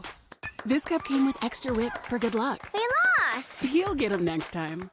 This Scooter's coffee cup was made by your favorite barista for her favorite customer. So go ahead, scoot on around. Amazing people, amazing drinks, amazingly fast. Scoot on around. Corporate America Family Credit Union at 1011 Oak Street in Mount Carmel is ready to serve you with the financial tools you need for your life's journey. Our staff consists of friends and neighbors from our community, here to serve you like family. We offer a full line of financial services, including new and used vehicle loans, home loans, checking and savings accounts, access to no surcharge ATMs, 24/7 account access, and more. Call or At Wabash General Hospital, we're more than healthcare. We are part of the team. Our athletic trainers proudly serve 13 area high schools and 3 junior colleges, standing on the sidelines and in the AT rooms every day. From keeping our athletes healthy to helping them chase their dreams, we're here for every student athlete, every game, every step of the way, from injury to return to play. At Wabash General Hospital, caring for athletes is our game. Hi, I'm Tony. I graduated Wabash Valley College in Mount Carmel, and it was the best decision ever. It gave me the opportunity to go on the air almost immediately. Within about a week of starting the broadcasting program at Wabash Valley College, I was a DJ on 89.1 WVJC, and that on-air experience was invaluable to my future career and hiring potential. My name is Alexis Johnson. I'm from Brookston, Indiana, and I'm in the physical therapy assistant program at Wabash Valley College. Some of the hands-on activities we have in the physical therapy assistant program is we work on each other, getting that practice. 41-28 at halftime against the John A. Logan Volunteers. Zach Reynolds and Mark Richardson here with you on the call. Well, Logan's tough. They're a very high-powered offense. They're high-flying on defense as well, and it's going to be tough for the Warriors to make a comeback down by 13. And I think, again, the first 3 or 4 minutes of the half, we've got to come out and try to make a statement and match their intensity. I think second half, they were more intense. They played harder than we did. And Wabash Valley kind of did that at the start. They led at one point 12-11. The defense was getting a lot of takeaways like we talked about at halftime. And then John A. Logan kind of caught up with on the defensive end. They started hitting some of their three-pointers. The second half of that first half, if you will, is more of a representation of what this John A. Logan team is. Wabash Valley's seen that now. They've got to make adjustments. We'll see if they can do that. Of course, we're led by Coach Terrence McGee in his third year with Wabash Valley. Tyler Smith-Peters has been with John A. Logan for a number of years, and I believe it was his older brother before then. So Smith-Peters, or Kyle Smith-Peters. Yeah, Kyle. Smith-Peters, well known in the southern Illinois area as a great basketball family. Loved by all. Even you. Oh, yeah. No, I think they do a very fantastic job. So they bring good basketball to town. That's what I came to see. Johnny Logan will start with the ball in the second half. In this half, they will move left to right. Wabash Valley will move right to left. Dorr will run the point for John A. Logan, as he's done all night long, or all afternoon long, I should say. He gets the ball back on a dribble handoff. Kicks to Decker. He couldn't handle the pass. Wabash Valley takes it away. Nice behind-the-back dribble from McNeil. Off to Sloss. He can't finish in transition. Too hard off the glass. Marcus Eves the other way with the basketball, left to right. He's still on the drive. To the block. Throws up a shot off the glass. Too strong, but he'll go to the line. Foul's going to be on Byron McNeil. The half started in a flurry of activity. They had a set play for Logan. They threw the ball away, and we had a transition opportunity, didn't score it. So Marcus Eves to the line. He averages just under 15 a game at 14.9, but did not score in that first half. Did not need to, did he? He's been a 75% free throw shooter on the season. He makes his first opportunity here, and he's officially in the scorebook. Again, Logan shot well. 5 of 12 from the three first half for 43%, and 9 of 11 from the foul line. Now 10 of 12 from there. This is not their home floor. Eves fires up his second, and that one rolls in and out. 42-28. John A. Logan with the lead. Wabash Valley has the basketball. McNeil runs the point. He's over the logo, guarded by Marcus Eves. Waiting for things to develop. Still on the dribble. Spins back right. To the right wing is McNeil. Still with the ball. 14 on the shot clock. McNeil now kicks off to Spear up top. He'll go left around a screen. Spear with the ball. 8 seconds on the shot clock. Spins at the left elbow. Spins again. Finds a cutting Furlow, who puts it in. A nice find that time. Good pass. And a nice cut by Corey Furlow. Dorr brings it up the floor. Gets a handoff from Eves. Dorr into the paint, throws this one out, and a foul before the kick. And that one's going to be on Nazir Leonard, I believe, his second. Dorr inbounds it, throws it up quickly, and alley-oop slam for Jaden Miles, 6'8". He's got 6 points. Well, we didn't D up early enough on the inbounds play. Caught Wabash Valley off guard there. 14-point game. Right side with it is Nazir Leonard. Now he'll go on the dribble towards the right block, spinning. Kicks to Furlow up high. Now left side with Spear. 10 on the shot clock. McNeil on the left wing, right around the screen. 9 seconds on the shot clock. Furlow back with it. Top of the key, 5 seconds to shoot. Furlow on the dribble, 3 seconds to the left elbow. Takes a jumper, it's no good. A rebound to Jaden Miles. And he throws a wild outlet pass, but Decker corrals it. Dorr swings across. Eves, left corner three. Money. Pretty shot. Got up high, sweet release. The Logan fellows feeling pretty good over there on the bench. They lead 47-30. 18 minutes to go in this game. Right side, Spear with it. 20 seconds on the shot clock. Now Sloss swings left side to McNeil. McNeil down the Furlow in the short left corner. He'll go on the dribble, working against Dorr. Has a mismatch. Nice spin move, lays it in. Furlow on the point so far in the second half for Wabash Valley. He's got now 6 total. That was a nice move that time. Took his man to the hole. Used his body well.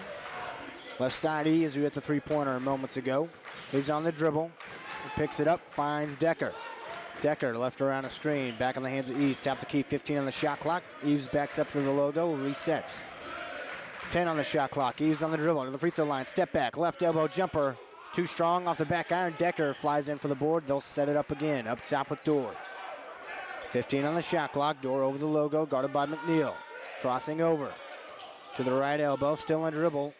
Finds Miles. He lost the ball, and Nazir Leonard takes it away. Wabash Valley in transition do not have numbers. Leonard takes it himself and puts it in. And that's why Nazir Leonard can score so much for Wabash Valley. Quickly the other way. Payne, nice spin move. Missed it. And Miles sticks it in between the backboard and the rim. And the possession arrow belongs to Wabash Valley. 47-34 the score. Well, Leonard made a great move on offense, but just as quick to Carl Payne is at the other end shooting a layup. And somehow you've got to get back. You got to stop that. You said to me before the broadcast you've seen Carl Payne before, and he is fast, fast, fast. He showed it there. The Wabash Valley did not have to pay. They trail by 13. They've got the basketball. 16:30 to go in the second half. McNeil on the right side steps out of bounds. Once again, a lot of contact. And Coach McGee saying the same thing to the official. Instead, it's a turnover. And there was no room on the sideline, but he tried to get through there and got bumped, but they didn't call that, so it's a turnover. 16:32 to go in the second half, and Dorr will bring it up for the Volunteers. They lead 47-34. Left side, Eves with it. They'll go right around a screen. Sloss fights around it, and now we're going to have a foul. Josiah Sloss and Marcus Eves having some words. And Eves is saying, I'm just trying to get to the basket, and you're just holding me. Sloss had both arms around him that time. And they're still chatting a little bit. Well, you had mentioned that things could get chippy in this game. This is the style of Great Rivers Athletic Conference basketball. It's physical. It's smash mouth basketball right now. We're getting smashed. 20 on the shot clock, and Johnny Logan will set it up. Christian Dorr with the basketball. Swings left side. Eves thought about the three. Instead, he drives towards the corner. He's inside the three line. Spins to the block. Leonard working all over him. Throws up a shot. No good. Good defense from Leonard. Wabash Valley the other way with numbers. McNeil passes out to Ford. Taken away. Out of bounds. And now we've got a fight going at the scores table. Now you got to get both teams away from each other. And Sloss I don't know who he's after over there, but he'll not get to stay in the gym today. I'm pretty sure of that. Well, he checked somebody right into the scorer's table. Smith Peters over there. It was Jaden Miles who he ran into the table. And my bad, I was watching the ball. I should have watched the scorer's table. That's where all the action was. Well, I was too. I heard the sound though. The ball got knocked out of bounds. I heard the sound. Now the official's going to come out. The Motor Red sign got knocked off the scorer's bench. We'll try to get that back on. They're going to lose some. Appreciate all our sponsors and Warrior basketball sponsors as well. Well, the officials are together now. They're going to have to talk about this. And Miles is leaving the gym for the moment. Sloss still over in the huddle for Wabash Valley. I have to imagine he might be asked to leave as well. I don't think there's any way he's staying in the gym. He was still at the scorer's desk. And Johnny Logan's got 4 players just shooting the basketball like it's the park. And the referees say, hey, that's not how we're doing it. You guys got to get over to the bench and huddle up. And the officials still trying to sort this one out. At the moment, it's 16 minutes and 1 second on the clock here in the second half to go. 47-34 lead for John A. Logan. Wabash Valley had the basketball. They were on a fast break. The ball got knocked out of bounds. And right as that happened, there was extracurricular following the play between Sloss and Miles. And that's what we're sorting out now. The clock is currently running. They did not mean to do that, I can assure you. They'll reset that to 16:01, I would have to imagine. And 30 seconds on the shot clock. Well, that was what happened at the other end here. Was Sloss got his arms around his player, Eves, and they were chatting back and forth, and it wasn't a very polite chat. And referee stepped in and separated them, and then we went on a fast break the other way, and Sloss stayed down, or he got tangled up, I think, with Jaden Miles. And they were at the scorer's bench, and we are going to have, well, I'm not sure what's going to happen. We're going to write it down over there. Our public address announcer is putting away some equipment that got knocked off. Yeah, Motorrad's going to lose some advertising dollars, perhaps. They'll be back. So Bryce Thompson, our PA guy, will relay to us the information, and hopefully, my guess is going to be 1 ejection and maybe 2.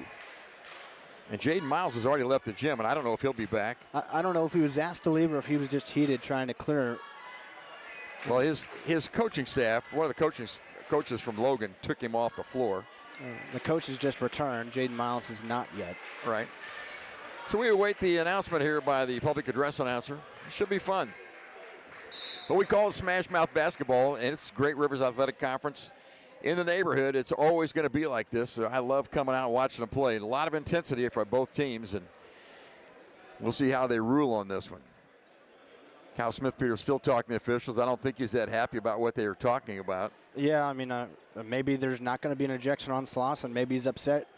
I mean, Tyler Smith-Peters is, well, being Tyler Smith-Peters right now. Yeah. Crowd here wants him to play ball. And the fans yell, "Go! Let's just throw the basketball out and let them go again." But I appreciate the officials trying to get this right and try to settle it down. We talked about it in first half, or at least we mentioned it, that this game is so physical that it's going to be hard to keep your temper, and it's going to get worse. And here's the deal now, Mark. There's 3 players walking off the floor for Wabash Valley, and it's because they came off the bench, I would have to imagine. I had noticed that they came off the bench, and I forgot to mention that you can't do that. You know, and they are Rafe Merriweather, Drew Clayton, and Muhammad Diaby, and I think they'll be lost to the team for the rest of today. Yeah, they came off the bench to try, and you just can't do that. Even if you just get on the floor from off the bench, that's enough. That's what happens to us in the women's national tournament last year. And our PA announcer, Bryce Thompson, is going to graciously, I thought he was going to let the athletic director, Aaron Biddle, make the announcement, but he just seems to be talking to him about a faulty microphone.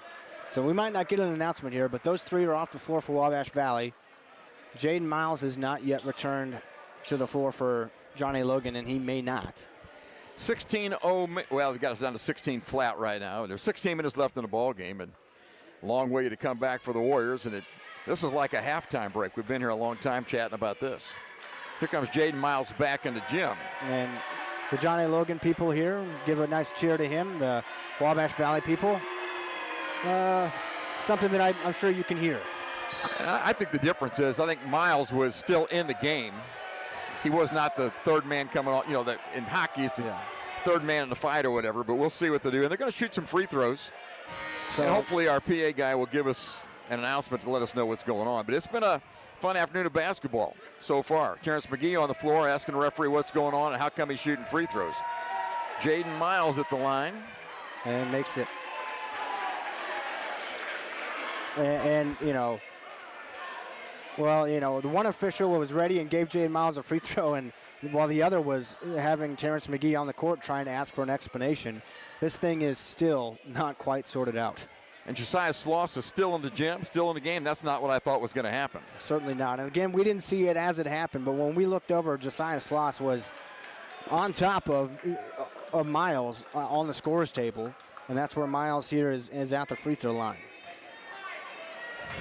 Shooting technical free throws. And he makes them. Tyler Smith-Peters still talking to the official about it. He's still not happy about what they called. We lost 3 players on the exchange.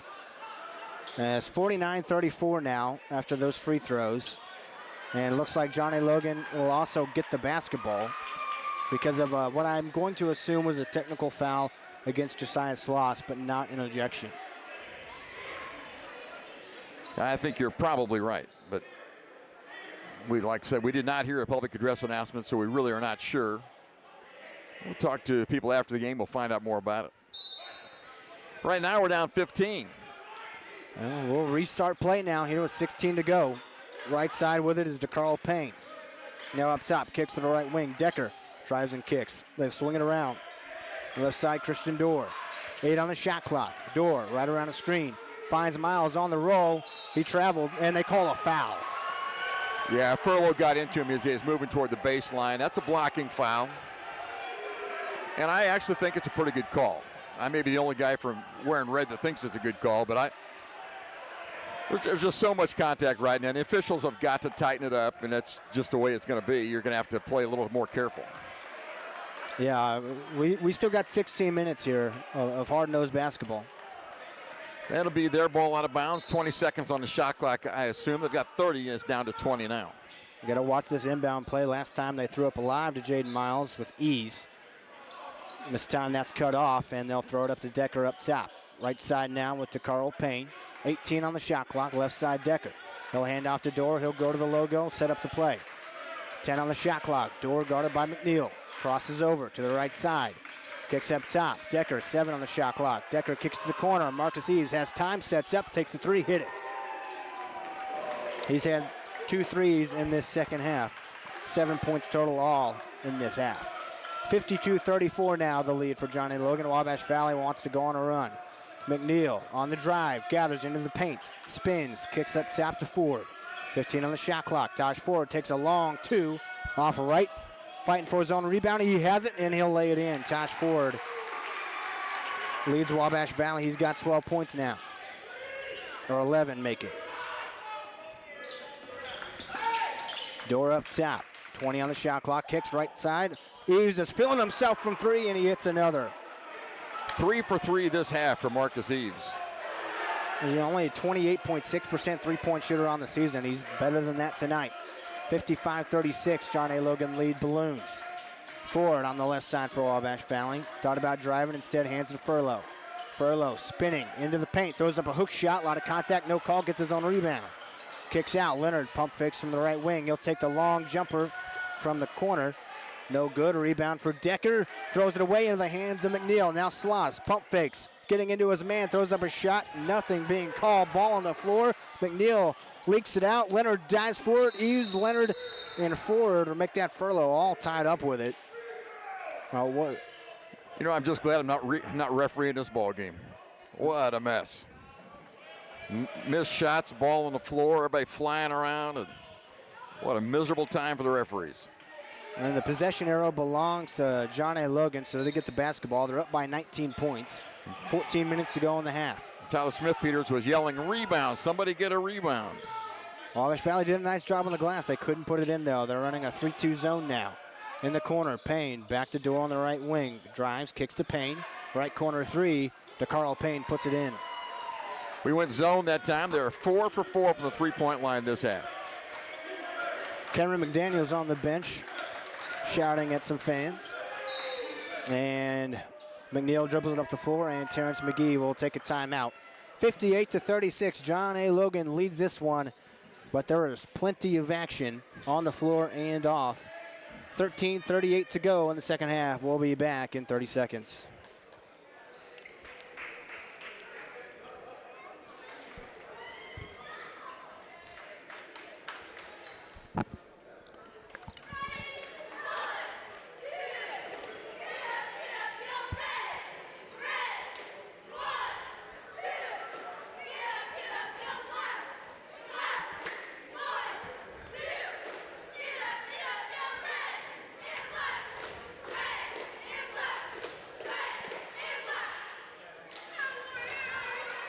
Warrior basketball on 89.1 The Bash, WVJC FM, Mount Carmel, Illinois. Johnny Logan here in the Spencer Sports Center. They lead 58-36 over the Warriors with 13:38 to go in the second half. There's been about 6.5 minutes played in this second half, but the real time has been a lot longer than that, as there was a situation that had to be sorted out, and there was some extracurricular over in the scorers table, and neither of the two players involved were ejected, but 3 Wabash Valley players were sent to the locker room for coming off the bench due to that altercation. So Wabash Valley playing with a shorter bench now, and they're down by 22 points. Yeah, including Mo Diaby and Rafe Merriweather. Both of those are inside players or can hold their own at the low post. So we're really short at the low post right now. We got Furlow and Josiah Sloss, and that's about it for that position. Tosh Ford inbounds it from near his own bench, and Furlow up top one against Miles, hands off to Leonard. He'll take a three, tap the key, no good. A rebound for Dorr, and he can fly. He'll go quickly. Throws this one up to DeCarl Payne in the left corner. Payne trying to drive baseline, cut off by Leonard. Good defense. Yeah, nice cut off by Leonard that time. A reset up top with Christian Dorr, 20 on the shot clock. Now right side, Marcus Eves has had a nice second half. Eves on the right wing, left around a screen. Working against Spear, kicks to the corner. DeCarl Payne, three-pointer off the side of the rim. Rebound for McNeil and a foul on Payne, checking him. That's going to be Payne's third foul. I expect the referee's going to blow the whistle quite a bit the next 13 minutes. They didn't much in the first half, but certainly with the way things have transpired, they're going to have a hold on this one. Taylor Smith checked in for Payne after that foul. McNeil working against Christian Dorr, swings left side. Ford behind the back, step back. Three ball is left short. Rebound for Taylor Smith, outlet to Cameron McDaniels, fresh back in. Averages 15.9 in a game, has 6 in this game. On the drive, throws a high pass, but saved inbounds by Dorr. Smith drove, then kicked the Dorr. Dorr in the paint area, finds Eves on the right wing. He'll drive, free throw line, pull-up jumper, left it short. Rebound in the hands of DeMario Spear. Wabash Valley the other way, right to left. Spear over the logo, 25 on the shot clock, left around a screen. Spear kicks right side, Leonard on the dribble to the free throw line, to the paint, lost the ball on the way up. Smith comes away with it. McDaniels on the left side now, showing off a smooth dribble. He'll pull up from the left wing. Off left, rebound for Spear. Outlet pass up to Furlow ahead of the pack, and he will lay it in off the glass. Our third fast break basket of the half. That's good. 58-38, Johnny Logan with the lead and the basketball. 12 minutes to go in this game. Up high on the left side, Marcus Eves. Tyler Smith-Peters shouting directions from the bench. Now they'll go. 15 on the shot clock. McDaniels with it. He'll kick to the corner with Smith. Extra pass, Dorr on the left wing. Working against McNeil. Spins and kicks. Smith, left elbow jumper. Missed it, got his own rebound. Fumbling with it, throws it around. Dorr in the left corner, 17 on the shot clock. Now finds Jaden Miles. He'll go on the drive, in the paint, crossing over, lost the ball. Taken away, now the ball loose again. Miles comes up with it. 7 on the shot clock, now 5, they don't know. McDaniels will have to take a way downtown three. Off the glass, no good. McNeil flies up for the board. Now a pass up to Ford, ahead of the pack. Reverse layup, no good. Spear the rebound, back in the hands of Ford. Wabash Valley will reset. Furlow, top of the key, takes the rhythm dribble, fires the three, too strong. Rebound McDaniels. Score still 58-38, 11 minutes now to go in the game. No scoring in the last minute either side. McDaniels up high, guarded by Spears, swings to Eves over the logo. And we've got blood, I believe. They're going to force Nazir Leonard out of the game because of potentially some blood that they need to get cleaned up, and then I'll roll into the under 12 media timeout. 20-point game, 58-38. Volunteers lead, 10:54 to go in the second half. We'll be back in 1 minute. Get your new Ford at Steve Faulkner Automotive. Get a new 2025 Ford F-150 with 0% financing or a Bronco for $499 a month on a 36-month lease. Find your new vehicle at SteveFaulknerAutomotive.com. Your best deals are at Steve Faulkner Automotive. Lease a 2026 Pacifica, only $399 a month. Or lease a 26 Durango for $449 a month. See store for details. And go to SteveFaulknerAutomotive.com. The holidays are a busy time, and keeping track of your spending can be easier than you think. With F&B Mobile Banking, you can monitor your purchases, set spending limits, and receive real-time alerts all from your phone. Whether you're shopping local, traveling, or checking out online, managing your money is simple, secure, and stress-free. Getting started is easy. Download F&B Mobile Banking from the App Store or Google Play, or visit your nearest... Thank you.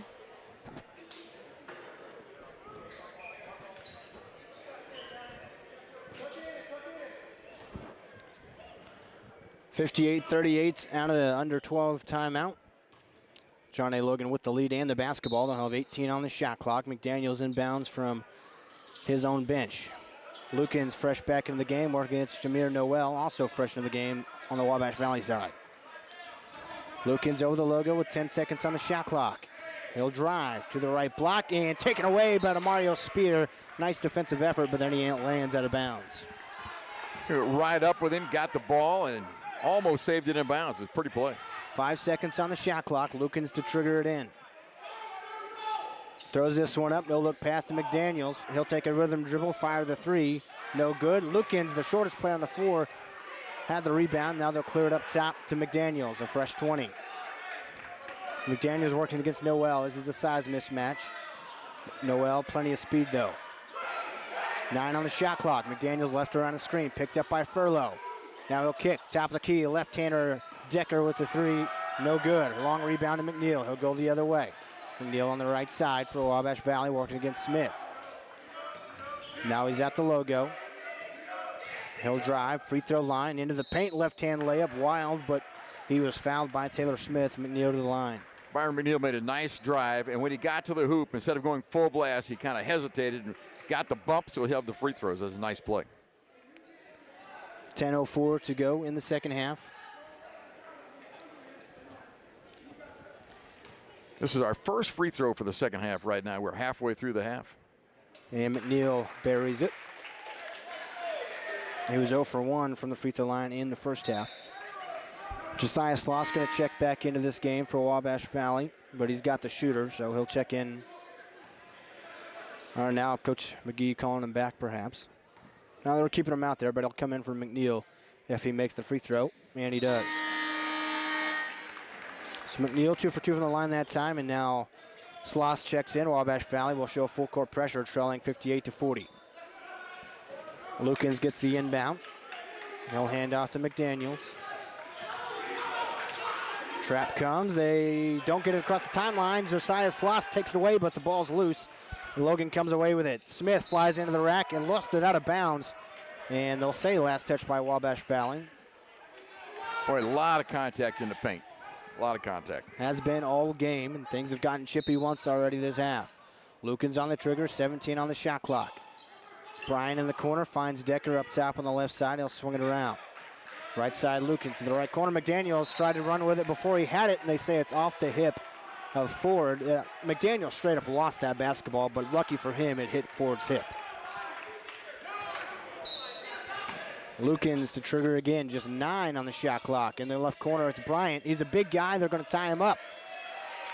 They didn't call the tie up, though. It'll go out of bounds. Great defense by the Warriors on an inbounds play. And now they'll inbound from in front of their own bench, Johnny Logan, that is. Just 4 seconds to shoot. Lukens still the trigger man. Looking to not go to the corner this time. Throws this one up to Cameron McDaniels. He's not afraid to shoot it. Instead, he drives to the lane and lays it in. Showing off the quick feet. McDaniels' his first basket inside the arc. Noel dribbling around. He's going to be fouled on the right side. Going to give it against Alexander Bryant, 6'8" big man.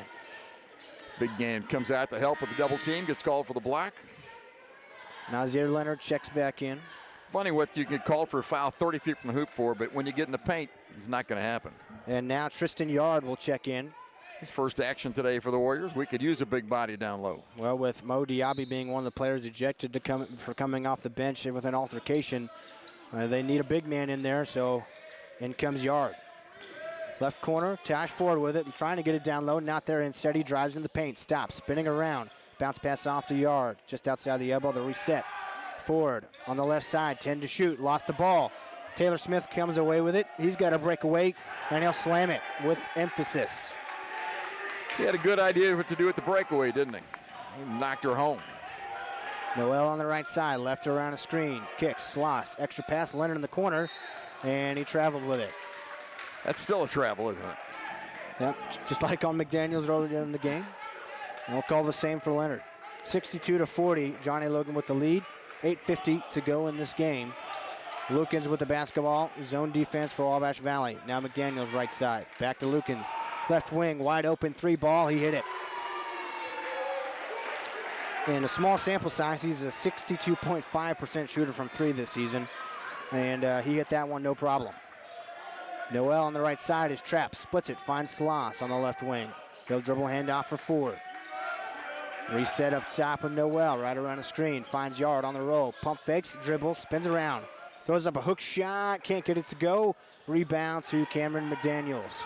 He'll throw an outlet pass up to Smith. He never took a dribble, and the referee didn't care about that. They'll call a foul on the shot, and he was fouled. No doubt about that one. Jameer Noel got back to break up the play.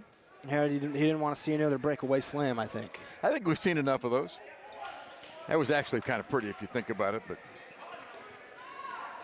25-point game, Volunteers with that big lead, and trying to add to it with Taylor Smith at the line. He's in a nice game. He's got 10 points for him.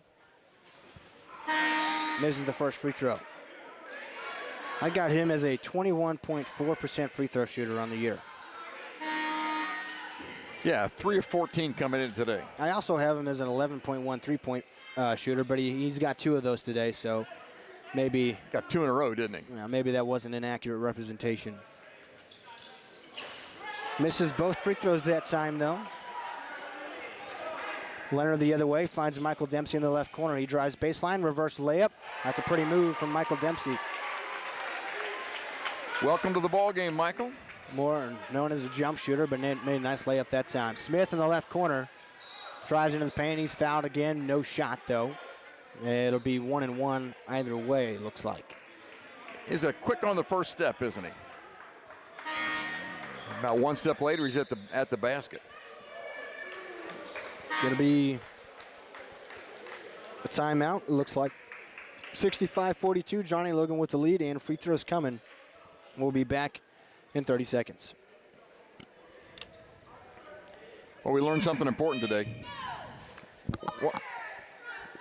What, 30 here? Yeah. 30?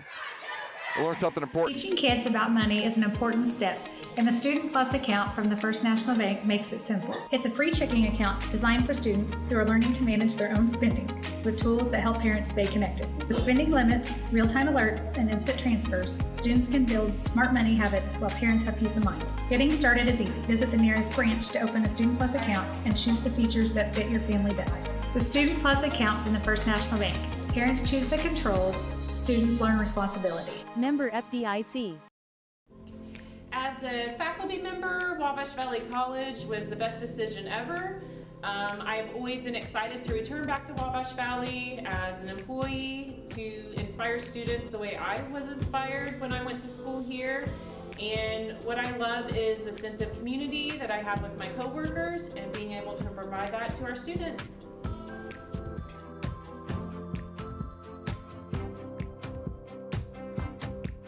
And you just keep going and going and going.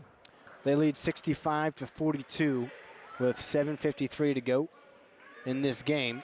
They've got 10 points from Taylor Smith. They've got 8 from Cameron McDaniels, 11 from Christian Dorr. They can spread the ball around. Marcus Eves has had a nice second half. He's got 10 all in this half. Yeah, he didn't score first half, and I think at halftime he said, boys, I need to shoot the ball a little bit. He came out strong. Averages about 14.9 a game, showing off a good stroke from beyond the arc. Out of the timeout, Taylor Smith with 10 of those points, as I mentioned, will be at the free throw line for 1-1, or make it Cameron McDaniels. He's going to shoot 2, and there was a technical foul on somebody there. Did not get word from that. McDaniels missed the first technical there.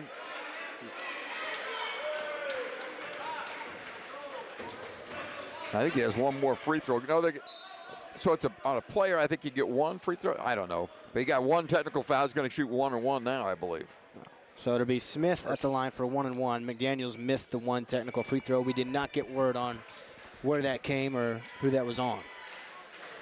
And this is a bonus free throw coming for Smith, you say? Yes, Taylor Smith. Missed 2 moments ago. Not good on the season. He's got a couple of 3 balls in this game. That one in and out, and a foul on the way up. Going to be on McDaniels.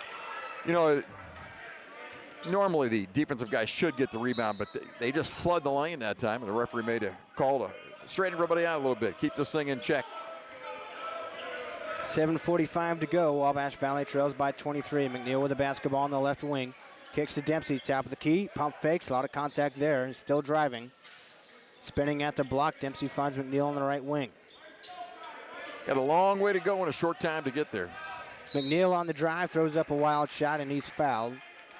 You know, there's something of an art to driving and getting foul calls, and McNeil has done a nice job of that here lately. And part of it is he's so quick, but he's not going full speed. When he gets there, he hesitates a little bit and gives him a chance to bump. Really good mixer of speeds. At the free throw line, he makes the first. Missed his first free throw of the day back in the first half. He's 3 for 3 since then here in the second half. Furlow checks back in, Yard to the bench. We've got to get some turnovers and some stops. We're way behind here with 7.5 to play. And McNeil's second free throw in and out. Lukens up high on the right side. Working against Byron McNeil, 20 on the shot clock. Goes left around a screen from Alexander Bryan. Now kicks to Smith. Smith on the dribble on the left wing. Will bring it back out. 10 to shoot. Smith right around a screen. Finds Bryan on the roll. Can't handle the pass. Ball's loose. Leonard comes away with it. Wabash Valley the other way. Leonard spins at the left elbow. Throws up a shot off the glass. Won't go. Rebound and put back for Furlow. Furlow with 10. 20-point game now, 65-45. Logan with the lead in the basketball. McDaniels over the logo. 6:45 to go. McDaniels on the drive, now at the block. Spins, fires across, and Smith stepped out of bounds. Those long legs betrayed him there. Yeah, the court's way too small for these fellas. Took off and stepped back and got out of bounds. He'll head to the bench. Carl Payne checks back in for John A. Logan. He's got 3 fouls, but he's a good shooter. He's got 6 points. Wabash Valley trying to get the deficit under 20. Nice pass to Furlow on the roll. McNeil with the find. Furlow with the score. It's a pretty play. Cut the deficit to 18. 6:20 to play. Eves brings it up. He's up high on the left side working against McNeil. He'll swing it right side to McDaniels, a confident shooter. He's guarded by Leonard, guarding him all the way out near the logo. Lost the ball, ends up in the hands of Eves. He'll drive with 10 to shoot. He's fouled on the drive. It'll be bonus, 1-1. Fouls on McNeil. Well, they spread the floor a little bit. They've got 5 out most of the time, bring somebody up for a high ball pick. And that time Eves was put on the deck and tried to get there and got stopped by McNeil on the foul. So Marcus Eves at the free throw line, about 75% on the year. He's 1 of 2 tonight, or this afternoon, I should say. Misses that one. Rebound out of bounds. Last touch by Justice Decker. Wabash Valley gets the basketball, trailing 65-47, 6 minutes or so to play. Not enough time, is it? Maybe. See what kind of run the Warriors have in them. McNeil will run the point. He's picked up by Justice Decker. He'll go left around a screen. McNeil swings right side to Dempsey. Dempsey thought about shooting the deep 3, instead he drives. Hands off to Sloss. Sloss drives baseline, lost his footing, and traveled into the paint. Seen a lot of slips and slides in this game. He had a lot of push and shove, too. Kind of go together. Justice Decker to inbound. Wabash Valley has full court pressure. Dempsey working against Carl Payne. Now back to Decker. Decker working against McNeil. They got 4 seconds to get it across, and they just barely do. To the corner with the McDaniels. Now up high, it's Payne. He'll reset up high on the left side, picked up by Michael Dempsey from Chicago. They'll spread the floor again. They've got time. 10 on the shot clock. Payne drives, left elbow, left block, throws up a shot, no good, out of bounds. Last touch by Wabash Valley. 6 on the shot clock. That ball did not hit the rim, so 6 seconds left. Payne to inbound. Sloss will face guard him. Look to throw it up, it wasn't there. They'll clear it up top with McDaniels. 5 to shoot, Dempsey on him. McDaniels crossing over to the free throw line. Dumps it off to Bryant, and he is fouled right as the buzzer sounds. Furlow knows it, and he taps his chest, says, my bad. Alexander Bryant to the charity stripe. That's the third foul against Corey Furlow. 5:17 to play. 65-47 the score. Volunteers with the lead, and they're at the line with Bryant. Made one and missed one in the first half from the free throw line. He's got 3 points total. Misses that one too strong off the back iron. DeMario Spear checks in for Wabash Valley. Michael Dempsey will head to the bench. So Logan looked a little human here in the second half from the free throw line at least.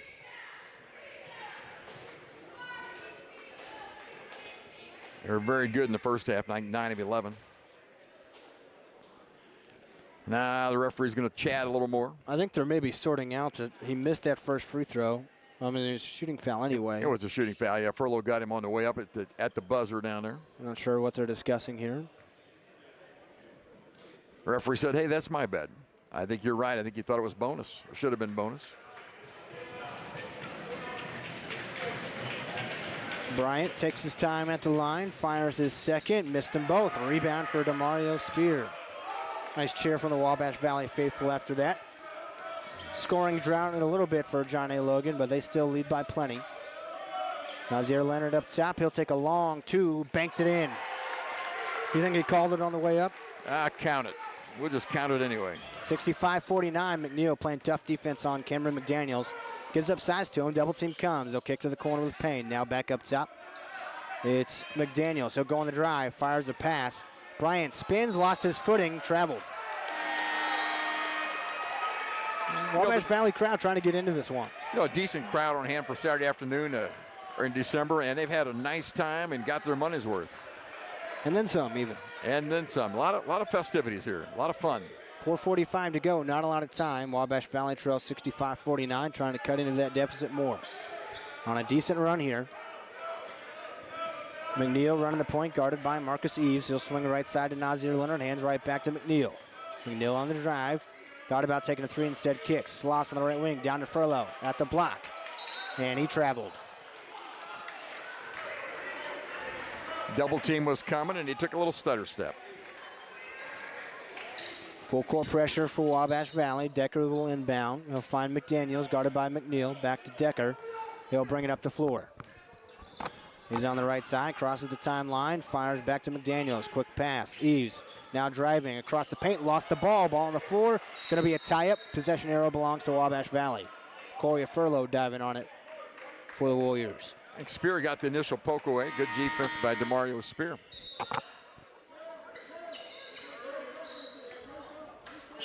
Now John A. Logan might go some full court pressure here.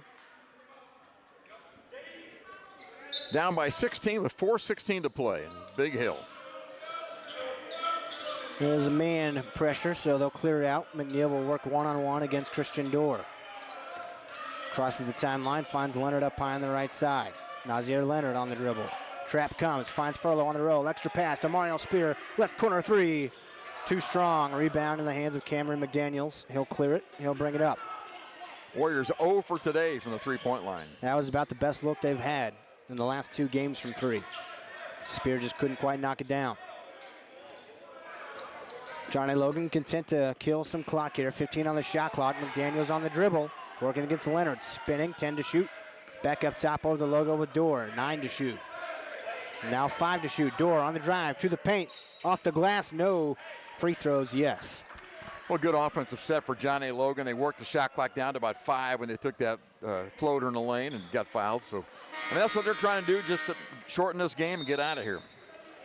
Well, we've hit the last media timeout we'll have in this one. John A. Logan leads 65-49 with free throws on the other side. 3:29 to go in this game.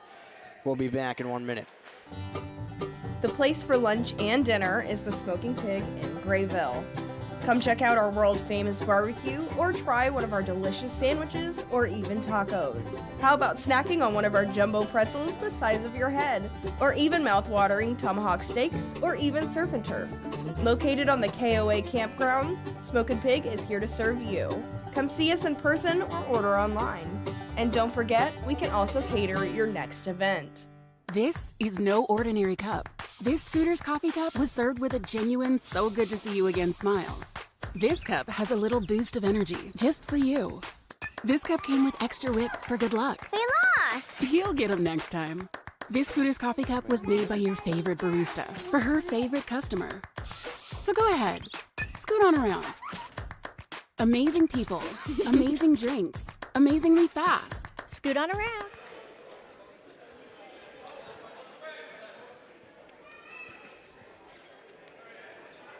Three minutes, 29 seconds left in this one at the Spencer Sports Center. Johnny Logan leads 65-49, and they're at the free throw line. Christian Dorr will shoot 2. He had the ball way out by the three-point line, about 10 on the shot clock, and made a nice drive and got fouled. First free throw, no good. Cold streak for Johnny Logan from the free throw line here of late. Christian Dorr had 11 points in the first half, averages 15 a game, has not scored yet in the second half. Had a 3-ball in the first half, but his game is to drive. He's strong. And he makes the second free throw there and make it 66-49. Logan only 4 of 12 from the foul line second half. It could be worse. McNeil on the left side, working against Dorr. Now Yard back into the game, swings right side to Leonard. Leonard back to McNeil and back to Leonard. Trying to work the dribble handoff. Leonard up top, has a screen, finds Yard on the roll. Showing off some nice moves, and he can't lay it in. Too strong off the glass. Rebound cleared by the 6'9", Keyshawn Barfield. Back in for the first time in this half. McDaniels goes right around the screen from Barfield. Now swings left side. Marcus Eves for 3. Missed that one. Hadn't missed many this half. Leonard brings it up.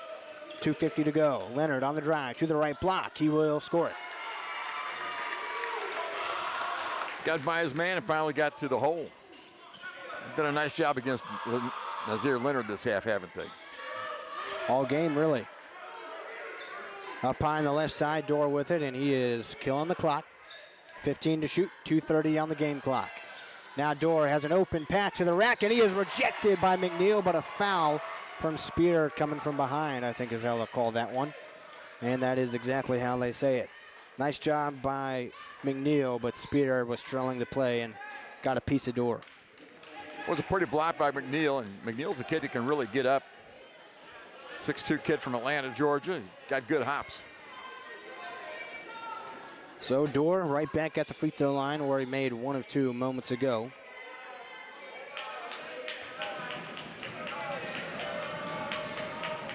Makes that one. It makes it 67-51, 2:25 to play. Likely not enough time for a comeback from Wabash Valley, but they're going to work hard at it. Dorr left the second one short. Rebound for Josiah Sloss. McNeil brings it up on the left side. 2:20 to go. Yard up top of the logo will kick to Leonard. Leonard on the drive. Trying to get himself going. Missed that shot, though. Rebound for McDaniels. He falls on.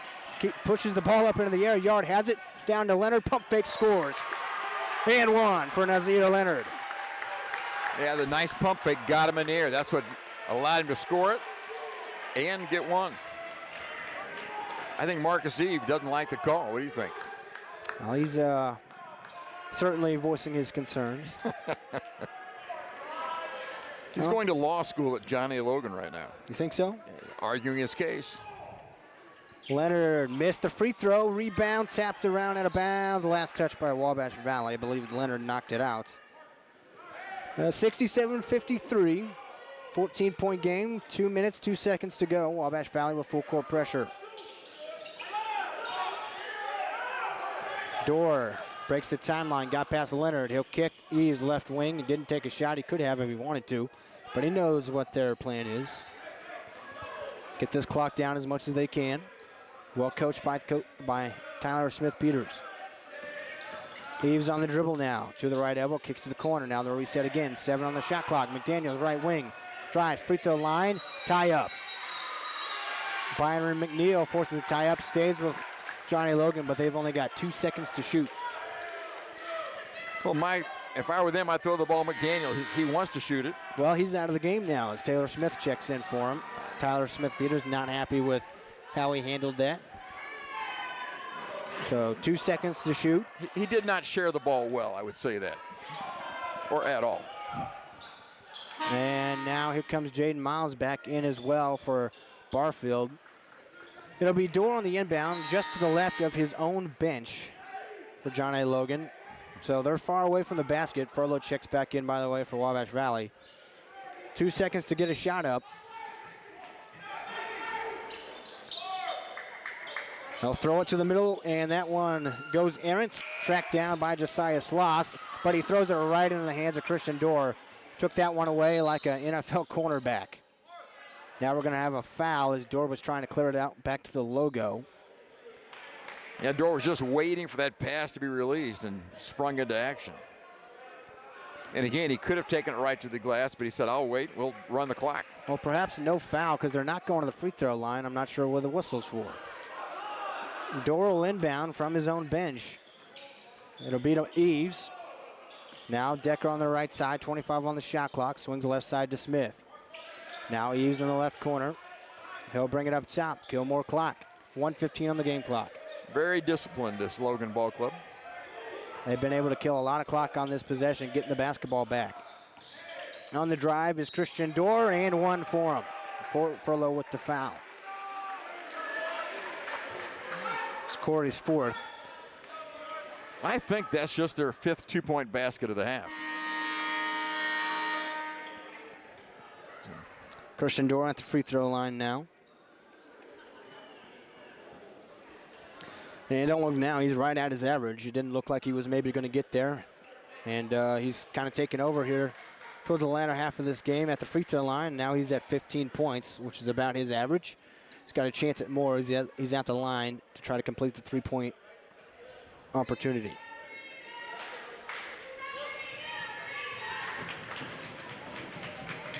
And excuse me, I missed a foul on Corey Furlow. He fouled out with that one. And Dorr completes the three-point play, makes it 70-53 with 1 minute remaining. Nazier Leonard brings it up for Wabash Valley. Goes left around a screen. He's at the top of the key still, now driving towards the left block. Hop step, throws up a shot, no good. Rebound, tapped out, Yards got it. Hands back to Leonard, right wing three. Money. 70-56. 43 seconds to go. Nice spin move from Eves. He gets past Spear. He'll kick the door in the right corner. They'll clear it up top. Decker will take the three, won't hit it. Jaden Miles fouls, going over the back of Josiah Sloss for the rebound. And you know what I like to see between those two is Josiah Sloss just walked away because they were the two that got into it earlier. No extracurriculars that time from either player. Happy about that. Very good. My guess is Justin Decker hadn't got shoot a three in a long time, and even though they had plenty of clock left, he thought, well, it's my turn. He just checked it up. Well, that was not their plan on offense. I can tell you that. He had an open look at it. He's not scored in this game, averages 7. And he's a starter for them. He's a good role player. Sloss at the free throw line for the 1-and-1. Makes the first around the rim a couple of times, maybe 3 even, before it fell in.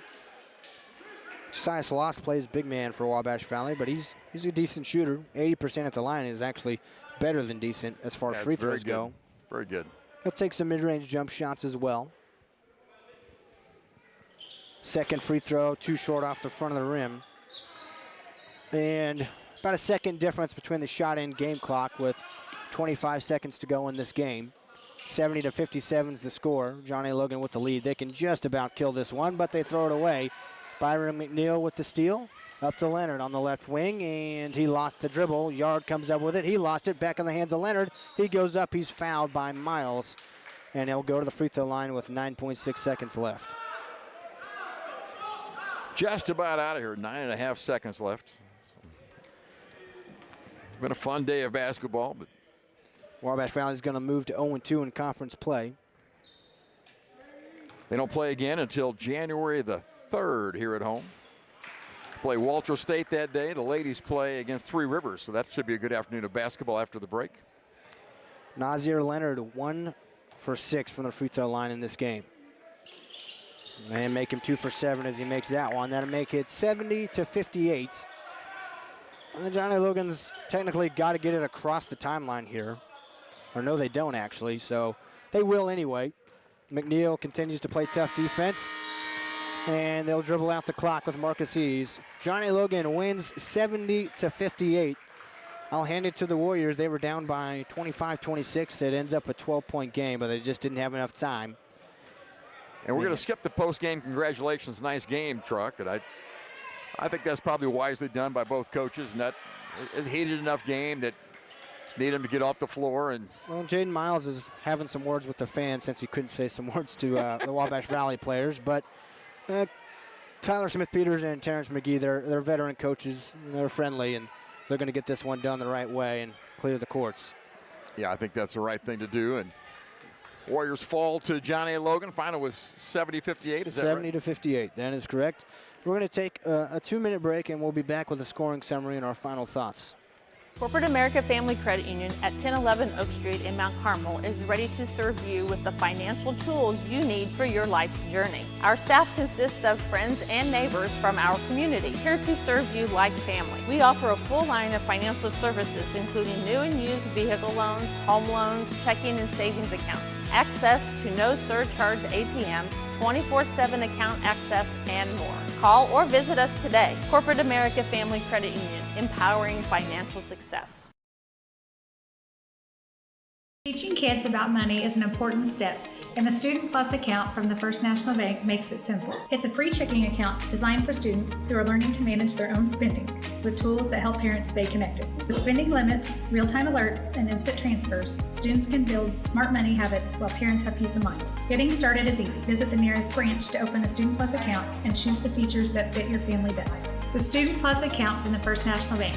Parents choose the controls, students learn responsibility. Member FDIC. Thank you.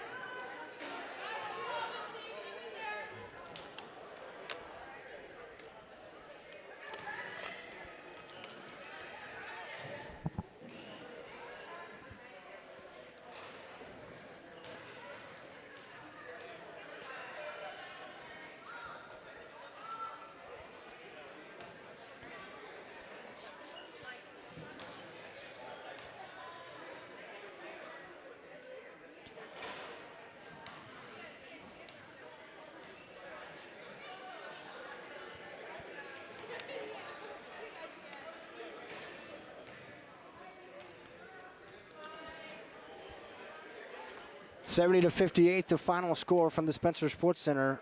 Wabash Valley falls to 0-2 in conference play. Johnny Logan gets their first win in their first conference game of the season. We expect them to be towards the top of the GRAC by the end of the year. The scoring summary for you for Wabash Valley: Nazir Leonard had 15 points, Taj Ford with 11. Byron McNeil 9, 12 for Corey Furlow. Michael Dempsey chipped in 2 of his own. Mohamed Diaby had 2 before he was ejected in the second half for leaving the bench with a skirmish. 5 for Josiah Sloss and 2 for DeMario Spear. On the Johnny Logan side, they really spread the basketball and spread the scoring. Marcus Eve with 10 points all in the second half. 16 for Christian Dorr, 6 for DeCarl Payne, a couple of three-pointers. Taylor Smith had 10. Cameron McDaniels, their leading scorer on the year, only had 8. Jaden Miles with 8 as well. Alexander Bryant, the backup big man, with 3. Kyrese Lukens with 5 points, including a 3-ball. And Keyshawn Barfield with 4. Well, how about that? Pretty good ball club from Johnny Logan. They take the Warriors today. They led it by 13 at halftime and win it by about that margin, by 12. So the second half was played pretty evenly, and you like that. But we just got down the second part of the first half. Logan put a nice run on us, and that's the margin of the ball game. Yeah, it became, I believe, at one point a 25-point game. Wabash Valley got it back to within 12. They just ran out of time. There's plenty of action here this afternoon. The Lady Warriors won their matchup big, and the men's Warriors lose by 12, 70-58 to John A. Logan with some extracurriculars in the middle of the game. Plenty of action. It was nice to have you here, Mark. Hey, Zach, I appreciate you coming over from Mount Vernon to call the ball game with us today. I appreciate that. Here's what's coming up for the Warriors. We're off now for the Christmas break. We come back on January 3rd. The women play against Three Rivers at 3 o'clock. At 1 o'clock that day, the men play first against Walter State. So 1 and 3 on January 3rd on a Saturday right after the New Year's holiday. That's the next game coming your way. We look forward to being there for that. Well, we want to thank Aiden for putting us on the air, of course, and Derek for running the stream for us, and everybody that helps us here at 89.1 The Bash and News Channel 15 YouTube. Lady Warriors win. The men's Warriors fall.